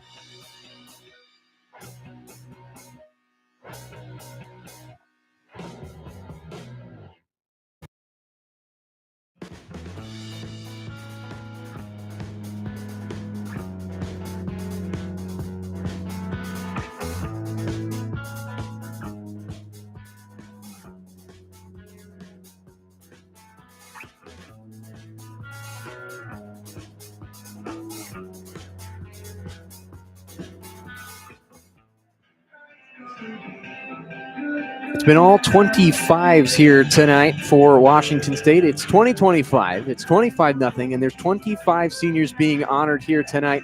And how about this Cougar team coming out and playing their best football tonight, especially for their offensive lineman, Brock Dew, who's given his whole career, his whole athletic ability to this Washington State team, and he's not out there tonight. He's injured, and doing it for him, I would imagine this offensive line has played really well. You can't think of a better senior send-off for all 25 seniors that the Cougs are graduating so far. You're getting, like you said, winning 25-0, just absolutely pummeling your future conference rival, making a statement win. It looks like they might have jumped off sides right there. A little bit antsy to get going on this next offensive possession for Washington State. The defensive line, Jalen Hill, jumping offside. They made contact with the right guard, AJ Vaipulu, who has been the source of criticism a little bit this year from the right guard spot. Against Virginia, he had the multiple penalties against him that backed him up. Didn't necessarily cost him the game, but they had a bad look on him after that game. He's been great tonight. It causes that offside. He also had a really nice block earlier in the game on a screen pass to Voorhees. So first down at 5 from their own 34-yard line. Zevi in the pistol will turn in hand to Maxwell Woods, who gets wrapped up immediately. Ashton Tripp on the left side just got beat quick by Shamar Meikle, and that was a really nice play defensively by Oregon State. But yeah, Ashton Tripp just gets beat. Yeah, that was Sakari Hickel who was there to kind of bring down Maxwell Woods. It was funny because he broke through the line, connected with Maxwell Woods, got his hands on his hips, and then Maxwell Woods stayed on his feet, but almost looked like how some of the athletes train with the parachutes on their back where they try and run it creates that resistance. That's kind of what it looked like. Or when they have the bands like around their waist and they try and make them run, it almost looked like that. But I mean, Hickel was just actually trying to tackle him to the ground. Yeah, Hickel 6'3", 289, saying no way to Maxwell Woods. So 3 receivers to the left. Eckhouse drops back, steps up in the pocket, and he gets tracked down. That's Nico Taylor. He's been everywhere for the Beavers tonight, been their best defender. And only a gain of 1 for Zevi Eckhouse brings up 3rd down and 5 from the 34-yard line. And the OSU defense has picked really weird times to turn on the defense at times. They did it. We mentioned that a little bit before. They had like one drive where they really kind of turned up the defense and were able to get some key stops. Looks like they're doing it now. They got 3rd and 5. The Cougs have historically not been great on 3rd down. So, I mean, this is kind of a make or break drive right here. Can the Cougs convert on 3rd down, or are they going to crumble late in the 4th quarter? 3 receivers out for Washington State, 2 of them to the left of Eckhouse. He rolls out to the left, sets his feet, fires across his body too high for Leon Neal, and it was intended for Mackenzie Aline, and it's incomplete. It was at his feet, so he overshot one receiver, and he was going for a one deeper, but it was kind of in between the two, and it falls at the feet of Mackenzie Aline. And that was definitely an interesting play. I definitely thought it was going to Leon Neal Jr. He kind of looked up, and when the ball kind of went over his head, it looked like he was disappointed. Like, man, you really airmailed me. And then, of course, he was going for a different person downfield. So just a lot of miscommunication there. 4th and 5. The Cougs get stopped on 3rd down, and now you're going to have to hand the ball back to the Beavers. Let's see if they got 7 minutes left, how many drives they can get off. Harris will boot it away, end-over-end kick. Fair catch called for by Trent Walker at the 30-yard line. And that's where the Oregon State offense will come back out. Another good night for Ryan Harris. Other than that one bobbled extra point snap, he's been great on the punt side of things for Washington State all year long. And again, we were talking about it to start this game. The first question you asked was about Jimmy Rogers. The first question we asked to start this season against Idaho was about Jimmy Rogers. And this team is not all about Jimmy Rogers, but right now, the one constant that will probably be here, if he does indeed fulfill his time here at Washington State, will be Jimmy Rogers. The players will come and go, but the coaching staff hopefully will be the same. And so tonight to come out and play a really effective game against Oregon State, still 7.5 minutes. Anything can happen. We know that for Washington State, anything can happen. But for Jimmy Rogers, there's been a lot of positives this year. Absolutely. I mean, Jimmy Rogers brought basically his entire staff with him. He stuffed them all into his luggage when he came on the flight over from San Diego. His offensive coordinator, QB's coach, Danny Freund. His special teams coordinator, Pat Cashmore. His offensive line coach, Taylor Lucas. His wide receivers coach, Jake Minaj. And his cousin, Pete Minaj, on the defensive side, were also brought over from San Diego State. You look at the defensive side for the coaching staff. Jesse Bobbitt, their defensive coordinator and safeties coach, is a Jackrabbit. Linebackers coach is also Jesse Bobbitt, again, also a Jackrabbit. Cornerbacks coach is Mike Banks, who's a Jackrabbit. Your defensive line coach is Jalen Bibbs. And then your safeties coach is Pete Minaj, whose cousin, again, is Jake Minaj. So Jimmy Rogers basically just completely revamped the coaching staff for the Cougs by bringing over his whole staff from South Dakota State. And so far, the Rogers regime has been a bit up and down so far this year. You play some ranked opponents, you keep it close against them, you get blown out by the rival Huskies at home in the Apple Cup. You know, you lose to the Beavers in Corvallis. So it's been a roller coaster ride so far for the Rogers regime. But right now, if you can close out this game right now against the Beavers the way it's been going, 25-0, you're ending the first year of the Rogers regime on a very, very high note. And I would imagine when the season started, people probably predicted Washington State to be around 8-4, 7-5. A couple of those games to go their way. Maybe they win a couple more. They didn't realize North Texas was going to be a beast that they are. The game against Oregon State was one that they could have. That's 2 games where you're probably looking at it early in the year like, okay, they can get to a bowl game, maybe a decent bowl game. But overall, you know you're not competing for a college football playoff at this point. But next year when the new conference comes in and there's all these teams that can compete for an actual conference championship, that's where you can really begin to see some improvement. And I'd rather be in this spot for Jimmy Rogers than where Oregon State is trying to find a new coach. You're 2-9, going to go to 2-10 most likely at the end of this one, and trying to figure out where to go now for Oregon State instead of trying to figure out how to build for Washington State. Absolutely. I mean, I don't want to say that necessarily last year and this year are throwaway years for the Cougs. Like you said, they're not playing for a college football playoff spot or anything like that. You don't have a conference really to play in. But really, at the end of the day, this season and this first year for Rogers is about setting the tone and just getting a statement season in the books for when you move into the new look Pac-12. Because if you can beat your future conference rival this badly in the last game of the season, it bodes well for you when you move into 2026. Playing for future past and present Cougars, you always want to build for the future, and they will remember this team if you go out and build on a bowl game, and you can look back to these seniors and say, hey, they didn't even have a conference, and they were playing just as hard as anybody to try to continue to play, and they've played really well tonight.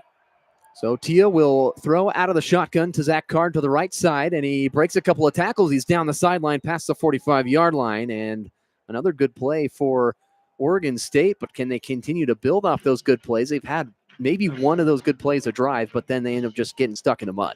One thing that can't be missed on that play there is when Tristan Tia went to throw that ball, it was Sony Fanau on the lineman, number 53, who just kind of walked in and absolutely leveled him. And he is a big man. He's 340 pounds laying on top of Tristan Tia. He's been just getting punished all night. 2-by-2 set. Tia takes the snap at their own 45-yard line, fires down the right side. Acrobatic catch on the sideline. And are they going to say that Jemai East caught that? He was in a straitjacket, and he made the catch. What a catch by Jemai East, and a great throw from Tia as we look at the replay on the big board. Be interested to see if he got a foot in.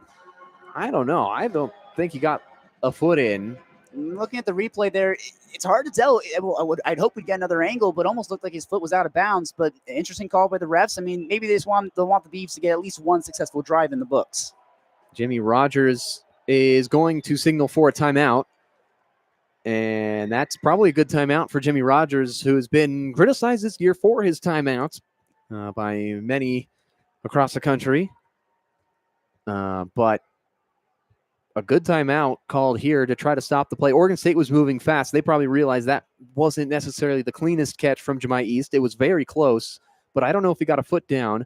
Rogers trying to allow them time to look at it and review to see if it was a catch. Timeout. Washington State, their first of the half. Yeah, like you said, really great timeout there from the Washington State Cougars, because like the Oregon State Beavers, they got kind of a gift there. They whether or not he got his foot in, maybe whether it was a good catch, hard to tell. But they, like you said, they've been driving downfield really quick. They were playing some hustle offense. They're not going to look a gift horse in the mouth. They're going to take what they can get, and they're going to play some hustle offense, try and get at least one on the board.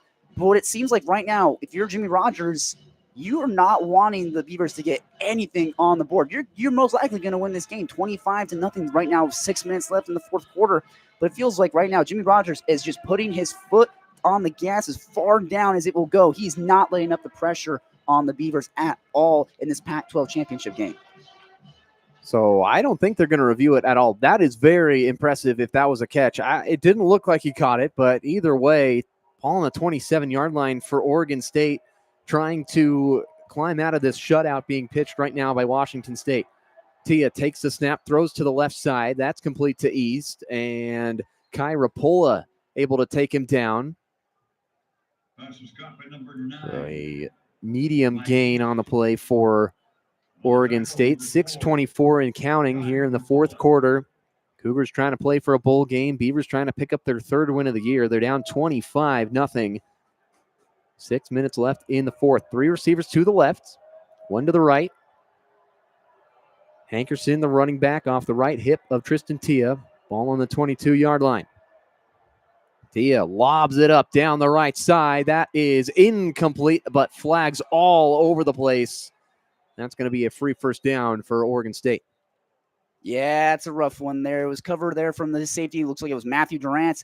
He was trying to lock up the receiver and definitely got a little too hand happy, kind of tugged at him a little bit. That's a good call from the referees. You can tell he was definitely interfering with the play. It looked like it might have been the first touchdown of the night for the Beavs. We'll see what they give. So pass interference called on Washington State's Trillian Sorrell, who was a standout freshman in fall camp.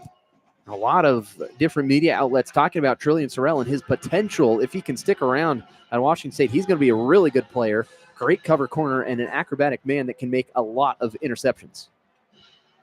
Well, now the Cougs, you just got to get another stop there. They're only first and 7. They're about 7 yards out. So for the Cougs, you just got to get a really crucial stop here and just keep that score at a nice little goose egg. First down and goal, under 6 minutes. Three receivers to the right. Tia, the quarterback, with Hankerson to his left. And a flag flies in the end zone. It's going to be delay a game on Oregon State. They're asking for the clock to be reset. Hickey not happy about it. They're saying there should have been a reset after the penalty call. Took the officials a while, but they're going to back him up 5 yards, and that's a big gift for this Washington State defense. So it backs it up to be first down and goal from the 12-yard line. That's rough there if you're Rob Akey. He's been put in a tough spot here. Took over for this team about midway through the year, and so far tonight, he's just been unlucky. Oregon State, 23 of 38 with touchdowns in the red zone so far this year. Their first trip here tonight. Tia steps up, fires across the middle. Trent Walker makes the catch in the end zone. It's a touchdown for the Beavers, and Trent Walker in his final game for Oregon State gets the touchdown reception. And Tristan Tia throws it into the end zone, and the shutout is nullified. They get up to 6 points. It's now 25-6. What a great send-off there for Trent Walker, redshirt senior from Portland, Oregon, 6'2", 194 pounds. He was the yard leader for receiving yards for this team. Gets a touchdown to kind of, like you said, break the shutout there. So what a great way for Trent Walker to maybe get a little nice cap on his Beaver career. Oregon State going to go for 2. Trying to make things interesting, and we'll most likely see an onside kick. The most exciting play in football coming up. 3 receivers to the right. Tia motions Walker. It's a bunch set on the right. Tia looking to the right side. Pressure coming up the middle, and he gets sacked. The ball is free and then immediately taken down. Malachi Rice picked up the football, but just tons of pressure in on Tristan Tia, and he has just been ravaged all night long. And a flag flies in after the play. Oh, my, that's not surprising. But what a great defensive play for Washington State. But we'll see what the call is. That might be the most apropos play to sum up this entire game. The Beavs try and go for 2, try and salvage something, they got nothing to lose. They get Tia gets absolutely sacked. And then after the play, there's a flag, most likely for an unsportsmanlike. That is basically, I could say that play, and that sums up the entire game so far tonight. And in unrelated news to this penalty, our sideline reporter, Nathan Eshelman, says that McKenna is in a cast and has been ruled out for the game. And that is a devastating injury for Washington State. But here's the call. Outside, defense lined up in the neutral zone. That's half the distance to the goal. After the play, unsportsmanlike conduct, number 1 defense. That will be half the distance to the goal again. We will replay the try. This is number 1's second unsportsmanlike conduct of the game. Number 1 has been ejected. And so Tucker Large picks up his second unsportsmanlike conduct penalty of the game, and he gets ejected. And I'm curious, in targeting, you miss the first half of the next game. Will Tucker Large be required to miss the first half of the bowl game if they get there? But either way, so now Oregon State has the ball at inside the 1-yard line after on the offside and an unsportsmanlike conduct penalty. They have an I formation with the Lake Oswego native Jake Reichel in the backfield at fullback, and Hankerson right behind him. Physicality at its finest. This is what college football is all about. Cold weather in November, a championship game in the regular season. 5:49 on the clock, 25-6. Oregon State going for 2. They hand it off to Reichel up the middle. The fullback dives in and converts. So Washington State stuffed them on the first attempt. They got the sack and the fumble recovery, but then penalties all over the place. They give Oregon State another chance, and they punch it in from inside the 1 with Jake Reichel, and it's 25-8. Yeah, that was a good play there from the Beavers. You get an opportunity there. You got those kind of penalties to set you up halfway to the goal line to get you right there to be able to punch that in for 2. And like I was saying, you got nothing to lose. You get the touchdown from Trent Walker, and then you can go for 2 because it just starts with 1. You got about a little less than 6 minutes left in the game. You're down 25-8. It's all about pride at this point, just trying to narrow that gap as much as you possibly can. So we'll be interested to see, like you said, most likely you're going to see an onside kick. So we'll be interested to see what happens coming out of the break. It is 25-8. Washington State in front. 5:49 on the clock. 4th and final frame of the regular season. You're listening to KUGR, the student voice of the Palouse.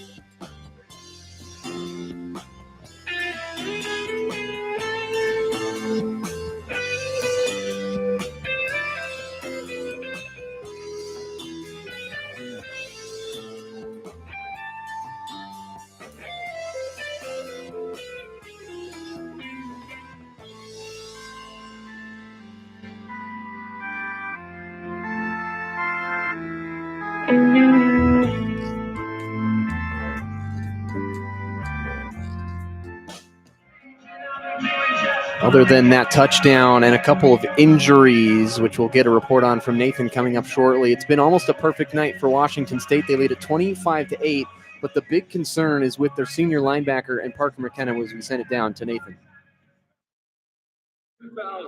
Thank you, guys. So an update on Parker McKenna is he came in back from the tunnel to join the Cougars on the sideline. Unfortunately for the Cougars and their defense is that McKenna will not be able to come back to the game as his arm is in a cast. The injury will keep him out for the rest of the game, and the Cougars do still have a 3-score lead over the Beavers, but the game is still not over, and we'll see if this affects the Cougars defense enough for Oregon State to come back. That's it for me. Back to you guys. And what a devastating injury for Parker McKenna. Arm in a cast, and injuries have been a big story this year for Washington State, and you hate to see that in the final game of the regular season for Parker McKenna. That's absolutely brutal. He's a redshirt senior. This is his last regular season game as a Coug. He's from Beaverton, Oregon, which is kind of a little bit ironic. He's from Beaverton, Oregon, which actually doesn't have anything to do with OSU, who are the Beavers. So a bit of an interesting town name there. He was a tackle leader for the defense, 76 tackles coming to this game. He had 1 interception. So that's a huge loss on defense if you're going into a bowl game. Washington State lined up for the onside kick. It happens towards the near side, and the ball trickles out of bounds. The flags fly for an illegal kick out of bounds. It was a good attempt by the kicking unit of Oregon State, but it just sails out of bounds, and a towel just got snatched off of Matthew Durant, and he's asking for it back, but Oregon State just snatched his towel. And things are just getting personal. They're snatching towels down there. I mean, clearly there's some, we mentioned it at the start of this game. There was some bad blood between these two teams. But then again, this is not the rivalry that necessarily a lot of Coug fans care about. The rivalry is UW versus Wazoo. I'd say the ranking probably goes UW Wazoo, then it goes OSU Wazoo, then somewhere at the very bottom is U of I Wazoo. So this is a rivalry game, but for the Cougs right now, you're kind of making it into a laugher. 2 receivers to each side, 5:49 on the clock. Angel Johnson, the running back. They flip it quickly out to Leon Neal at the 40-yard line. He's got a ton of speed down the sideline. Leon Neal, touchdown, Washington State for Leon Neal Jr. Another touchdown, but a flag down. I'm interested to see what this call is on. It looked like there might have been holding when he was getting blocked to be able to go on that far side. Looked like one of the defenders for OSU kind of got held up a little bit, so I'll be interested to see if maybe that's what they nabbed him for. I was very impressed with the speed of Leon Neal that he was running away, but I think is it because of the holding call on Washington State. So Leon Neal frustrated with that one, but he had a ton of room, and that's because of the hold. You can see him on the replay board here at Martin Stadium. He looks very out of breath after he kind of broke that one out for a house call, but again, a bit rough there. You get called back because of the holding. I could see that on the play when he was breaking it out. I was thinking to myself, man, he's not going to call that. It looked like it was very obviously a hold, but I'm glad my foresight was correct. That it was a hold. They did nab him for it. Sucks if you're a Cougar fan, but at the end of the day, Cougs backed up. We'll see. Maybe they can't make something out of nothing. So first down and 18 after the hold. 2 receivers to the left for Eckhouse. Angel Johnson gets the carry. He's got a big hole off the right side. Johnson breaking away past the 40 to the 30. The best play of Angel Johnson's Cougar career. Down to the goal line. He's pushed out of bounds. And there's the explosive ability of Angel Johnson finally coming to fruition in the last possible game of the regular season with only 5.5 minutes left. He finally makes a splash play.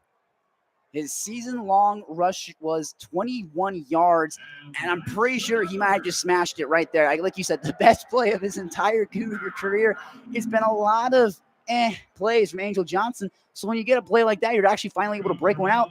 You know, when my heart got going a little bit. Thought maybe he might call the house there, but now Cougs 2 yards out. Let's see if they can't capitalize. A 50-yard run from Angel Johnson, blowing his previous season high well out of the water. 5 minutes left. They hand it off to Johnson off the right side, and he's into the end zone. Touchdown, Angel Johnson. He finally gets in, and he's stomping around, and the Beavers are disheartened. Angel Johnson, with a prayer from above, gets the touchdown, and it's 31-8. Davis, I'm pretty sure that's Angel Johnson's first touchdown as a Coug. It's been tough sledding for him all year, and he finally is able to get a perfect cap on his collegiate career, his first year as a Coug. Like I like to say, senior send-offs. That is one hell of a senior send-off for Angel Johnson. Gotta love it for Angel Johnson. He has been criticized all year long for his inability to break tackles, and that time he breaks a tackle into the end zone after a 50-yard run. That's exactly what they wanted out of Angel Johnson. It just is a shame that it took so long to happen. So the extra point looming for Stevens, and he will knock it right on through, and it makes it 32-8 with 5:01 on the clock.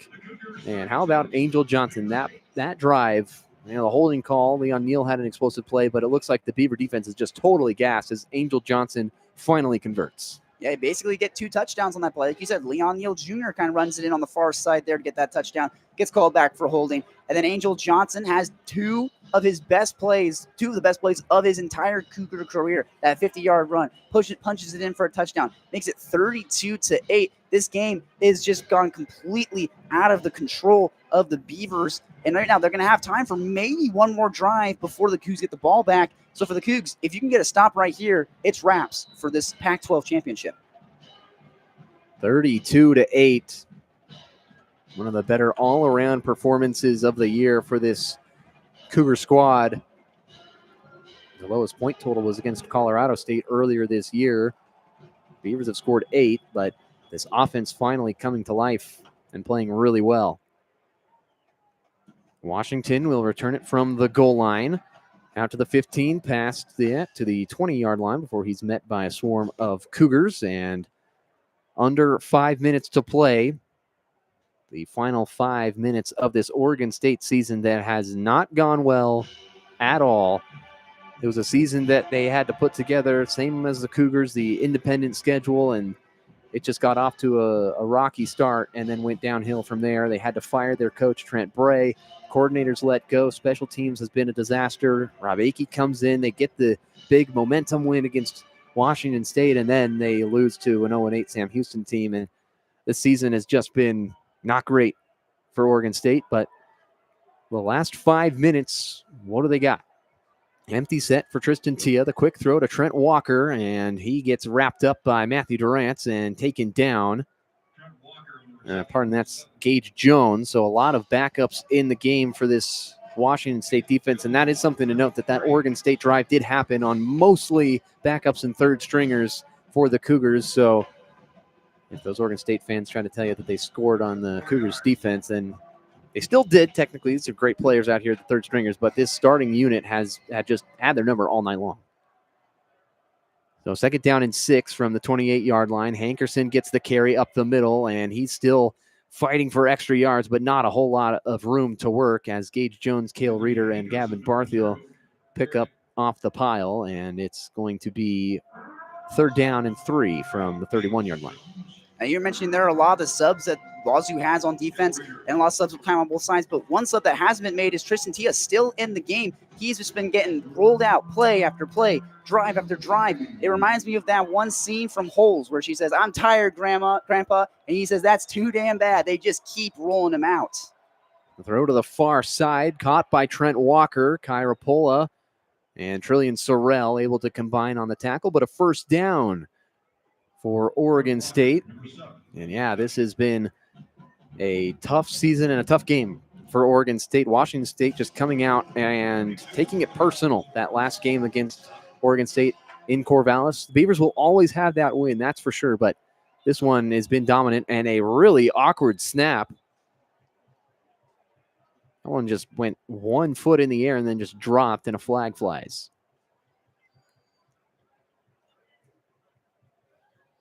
Not really sure what the penalty is, and it's going to be a snap infraction. And that makes sense because that one didn't really go anywhere. Yeah, that was very interesting. Like you said, it kind of went about a foot and then stopped and then just kind of hovered in the air and then fell down again. So I'm not even sure how that possibly happens, if it hit off his leg or if it just he didn't put enough mustard on it, or it's just kind of confusing to tell. So now 1st and 15, they're pinned down. On 1st and 15, it'll be a throw out to Bryce Caulfield, who makes the catch, and a nice gain for Tristan Tia, who continues to sling the rock. They've got number 70, Xander Etsy, in the game at center. They've been just dealing with so many injuries on their offensive line all year long. He came in after this game's well out of hand. Hankerson gets the carry, big hole up the middle, and Anthony Hankerson blasts his way past the 45 to the 46-yard line. He picks up a fresh set of downs for Oregon State as they go no huddle. And 10 different starters all year long for Oregon State, 4 different at the left tackle, the most important position.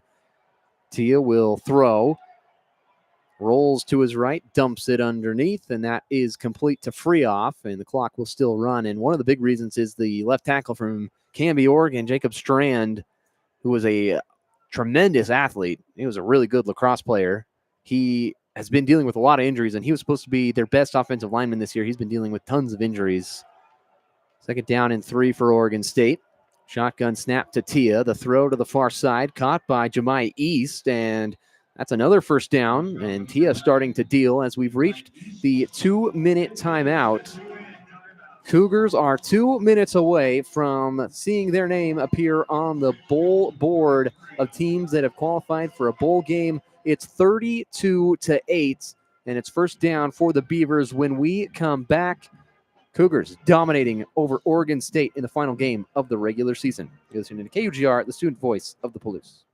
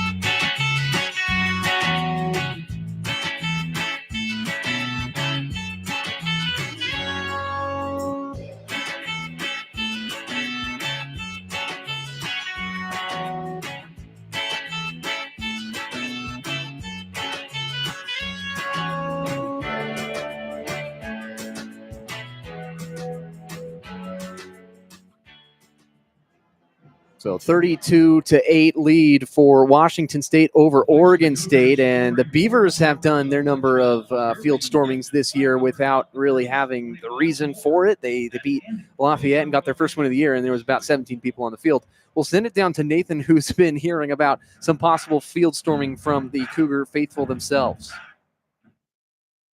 Thank you, guys. Now, there is an update in the student section.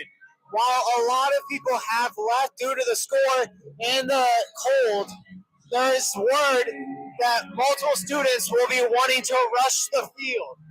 While the officials on the sideline and the stadium staff are advising against it, we will see what comes when the 4th quarter ends and the game is over. The Cougars would make a bowl game and technically be Pac-2 champions. But we'll see what happens at the end of the game. That's it for me on the sideline. Back to you guys. Thank you, Nathan, with that report. And I wouldn't be surprised if some of them try to go, but the security probably has an equal number of people to try to stop them. Now you'd think so. I mean, the Cougars maybe looking to give OSU a bit of taste of their own medicine. Like you said, they've done their fair share of field rushing so far this year. But it would be interesting if the fans here at Wazoo do storm the field, all 20 of them storming down the field. Not the most packed house tonight, like Nathan said.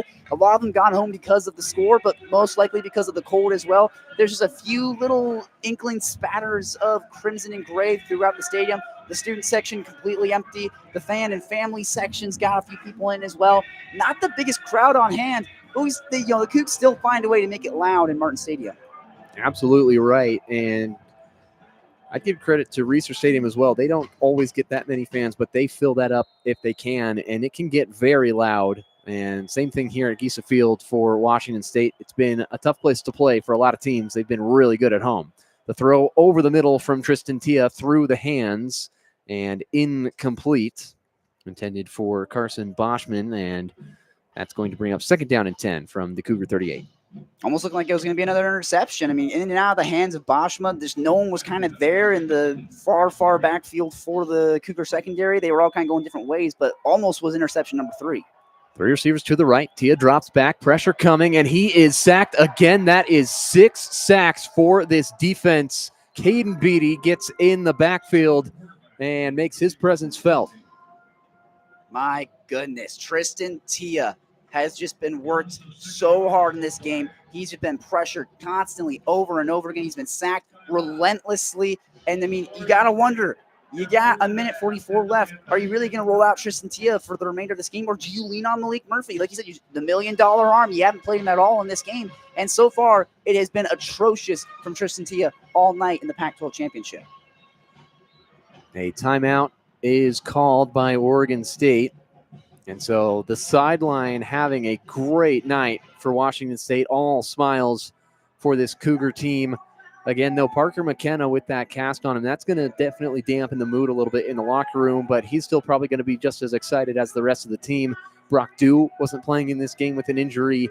He's also a senior, and he gets pedaled off the field as he's trying to get his team energized. But this has been a really good game for Washington State to try to come together as a full unit and get to a bowl game. All these players want to have one more chance with them. Getting to know 75 new people is probably very challenging, but very rewarding. Tia will dump it off to Hankerson on 3rd down and 15. Hankerson gets out to the 40-yard line. And it's still going to be 4th down and very long for Oregon State, but got to go for it. You might as well. Only a minute and a half remaining, 32-8. Cougars have been dominant all night long. 2-by-2 set. Is it the final offensive play? Tristan Tia will roll out to the right, and he just drops the football, and he kicks it out of bounds. And that might be the perfect play for this Oregon State offense to have their season end on. Tristan Tia, no pressure on him at all, and drops it and kicks it out of bounds. Tristan Tia quite literally just fumbled the football. Like you said, no pressure whatsoever, had no excuse to drop the ball. It slips out of his hands and almost like kicked it away. It was almost cartoonish. And so now you hand it back over to the Cougs. A minute 14 left. Now the question is, what this next play is going to determine the tone for Jimmy Rogers. Are you going to drive downfield and get another touchdown, or are you going to do what most teams would do, spike the ball, take a knee basically, and just let the clock run out? But I don't know, if you're Jimmy Rogers and you talked about being aggressive, you might want to put your foot on the throat of the Beavers and just get one more touchdown to get a proper senior send-off. So here comes Julian Duggar, not a senior himself by any means. He's a young player that has a lot of raw potential. Zevi Eckhouse, his senior send-off is a great night. He gets to rest a little bit. That's his reward. Julian Duggar will take it up the middle, bounce off a couple of tackles, get past midfield to the 49-yard line, and Julian Duggar is taken down there, but they look like they're probably just going to run this clock out, and a respectable play by Jimmy Rogers to not run up the score on this Oregon State defense, but they have played their best football here tonight in Pullman. Only loss at home this year was to Washington, and that Husky team had a really good season and a lot of talent on that team, and this was still when Washington State was trying to figure a lot of things out. They look a lot better tonight than they did in week 1 against Idaho. It was also at home. There was a lot of worried faces in the crowd that night, but this season going to have a bowl game attached to it. Angel Johnson gets the carry up the middle, breaking tackles, and Angel Johnson is taking defenders down himself out to the 36-yard line, and a first down with 22 seconds left. The regular season winding down for Washington State and Oregon State. The Beavers can't do anything about it anymore. And that will be the final play of the regular season. Angel Johnson takes it for a first down. The senior gets a proper send-off here at Giesa Field. And they will shake hands. And Washington State will elect that they are Pac-12 champions this season. They beat Oregon State in the second matchup of the year. They go 1-1 on the year, but the better overall record goes to Washington State. And what a way to end the regular season in the first year under South Dakota State head coach Jimmy Rogers. He comes over, 75 new players, over 16,000 miles, opponents from 10 different conferences. And yet Washington State has gone to 6-6 after the 32-8 win. The clock hits all zeros, and what a night for the Cougars. Smith, overall thoughts of this one, and a beatdown win for the Cougars.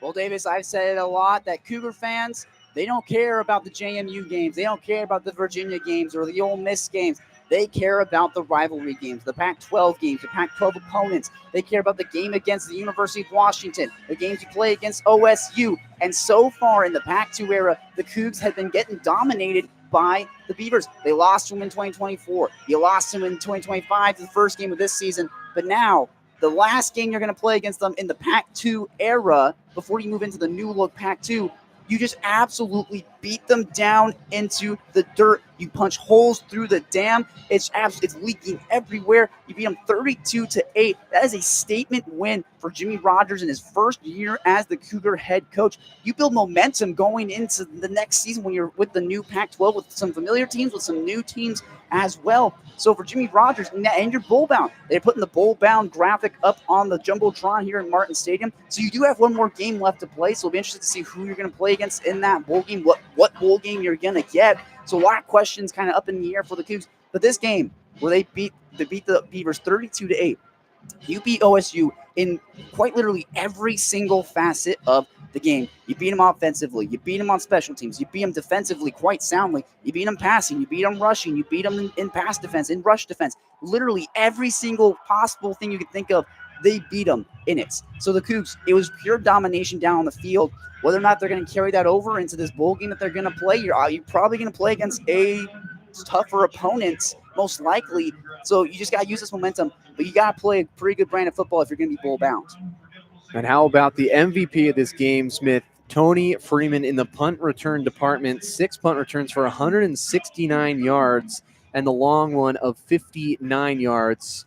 What impressed you most about Freeman's ability to transition from primarily a punt returner all year to then being a great receiver and then go back to punt returning at a really high level?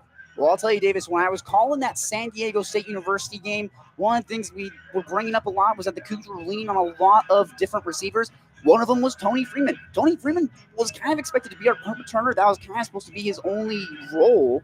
But then he's been able this year and this game specifically to be able to be an absolutely elite receiver. His ability to get open, make big plays, get downfield, help contribute to these drives. He doesn't need to be the guy that you feed every single play, but every other play, he's getting the ball and he's able to get you some healthy gains, consistent gains. He was averaging about 10.75 yards per catch.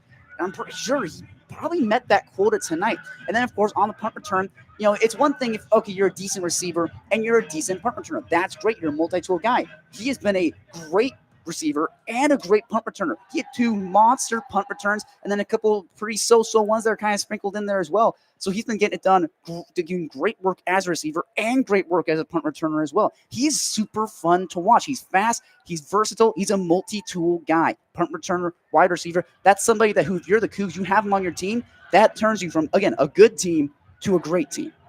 They hold the Beavers tonight, the Cougars defense, that is, to just 1.7 yards per carry overall. Smith, as the final question of the night in this final home game, Rogers said that he was going to bring defense to Pullman, and he delivered on that. The defense has been amazing so far this year. They hold Oregon State to 1.7 yards per carry. It's a team that averages around 3.8 to 4 yards per carry, so well below their average. And how impressed have you been with this Washington State defense growing all year long? Well, it felt like from day one, we kind of knew, like you said, Jimmy Rogers was going to bring defense to the Cougs, and he delivered on that promise. I've said a lot that a lot of Jimmy Rogers' promises haven't quite come to fruition, but the one that has been building on the defense. You got guys like Tucker Large, Colby Humphrey, Caleb Frankel, Anthony Polano, Matthew Durant, K.O. Reeder. You got guys who were brought over from San Diego State and were immediate impact players in the FBS. They played a lot of their career in the FCS level. So then you throw them into the FBS level, and the question is, does it translate? Yes, it does. They got in and immediately made an impact on the defensive side of the ball. Because in a lot of these matchups, and a lot of these against ranked opponents, against really good teams, oftentimes what the story, the narrative around the Cougs was that, hey, offense didn't have a great day. But you know who had a good day? Defense. They were doing a great job breaking up those passes. You're putting pressure on the QB, being able to get him to feel uncomfortable in the pocket, throw the ball away. Then it makes it hard to go to the pass game because not only are you getting pressured, but when you try and go to the air, There's no one there. It gets batted away by the secondary. And I remember saying coming into this game that they weren't the biggest interception team. They were more of a breakup team, but they kind of broke that identity tonight. They had 2 picks. So the turnover game for the defense has been absolutely amazing. And the question is, you're going to lose a lot of these guys. You're going to lose Colby Humphrey. You're going to lose Tucker Large. You're going to lose Matthew Durant, Caleb Frankel. So you're losing a lot of those key pieces on defense. So the question for Jimmy Rogers is, yes, you brought defense to the Cougs, but are you going to keep defense for the Cougs? The final score tonight, 32-8. Washington State moves to 6-6 on the year, and that'll do it for our coverage here. The Cougars are bowl bound, and it's been an honor to call a ton of games from up here in the Giesa Field press box. We get such an opportunity here at KUGR. So if there's anyone listening there at their homes tonight that wants to come join Washington State to call games, KUGR is the place to be. It gives tremendous opportunities for all different people, including myself and Smith Sly here. Nathan Eshelman, a senior tonight, our final call. And it's been a real joy to be able to call games. Still plenty of opportunities. Basketball season's coming up and still going. Baseball season right around the corner. But it's been an honor to share the booth with you tonight. Smith Sly, you're going to do great things in the future for this club, the future sports director for KUGR. But it's been a great ride here at Giesa Field. It's always fun to be up in the press box and always great to get a win. The Cougars win at 32-8 over Oregon State. And for KUGR and Smith Sly and Nathan Eshelman, I'm Davis Hagan for the final time here from Giesa Field saying so long. Enjoy your evening.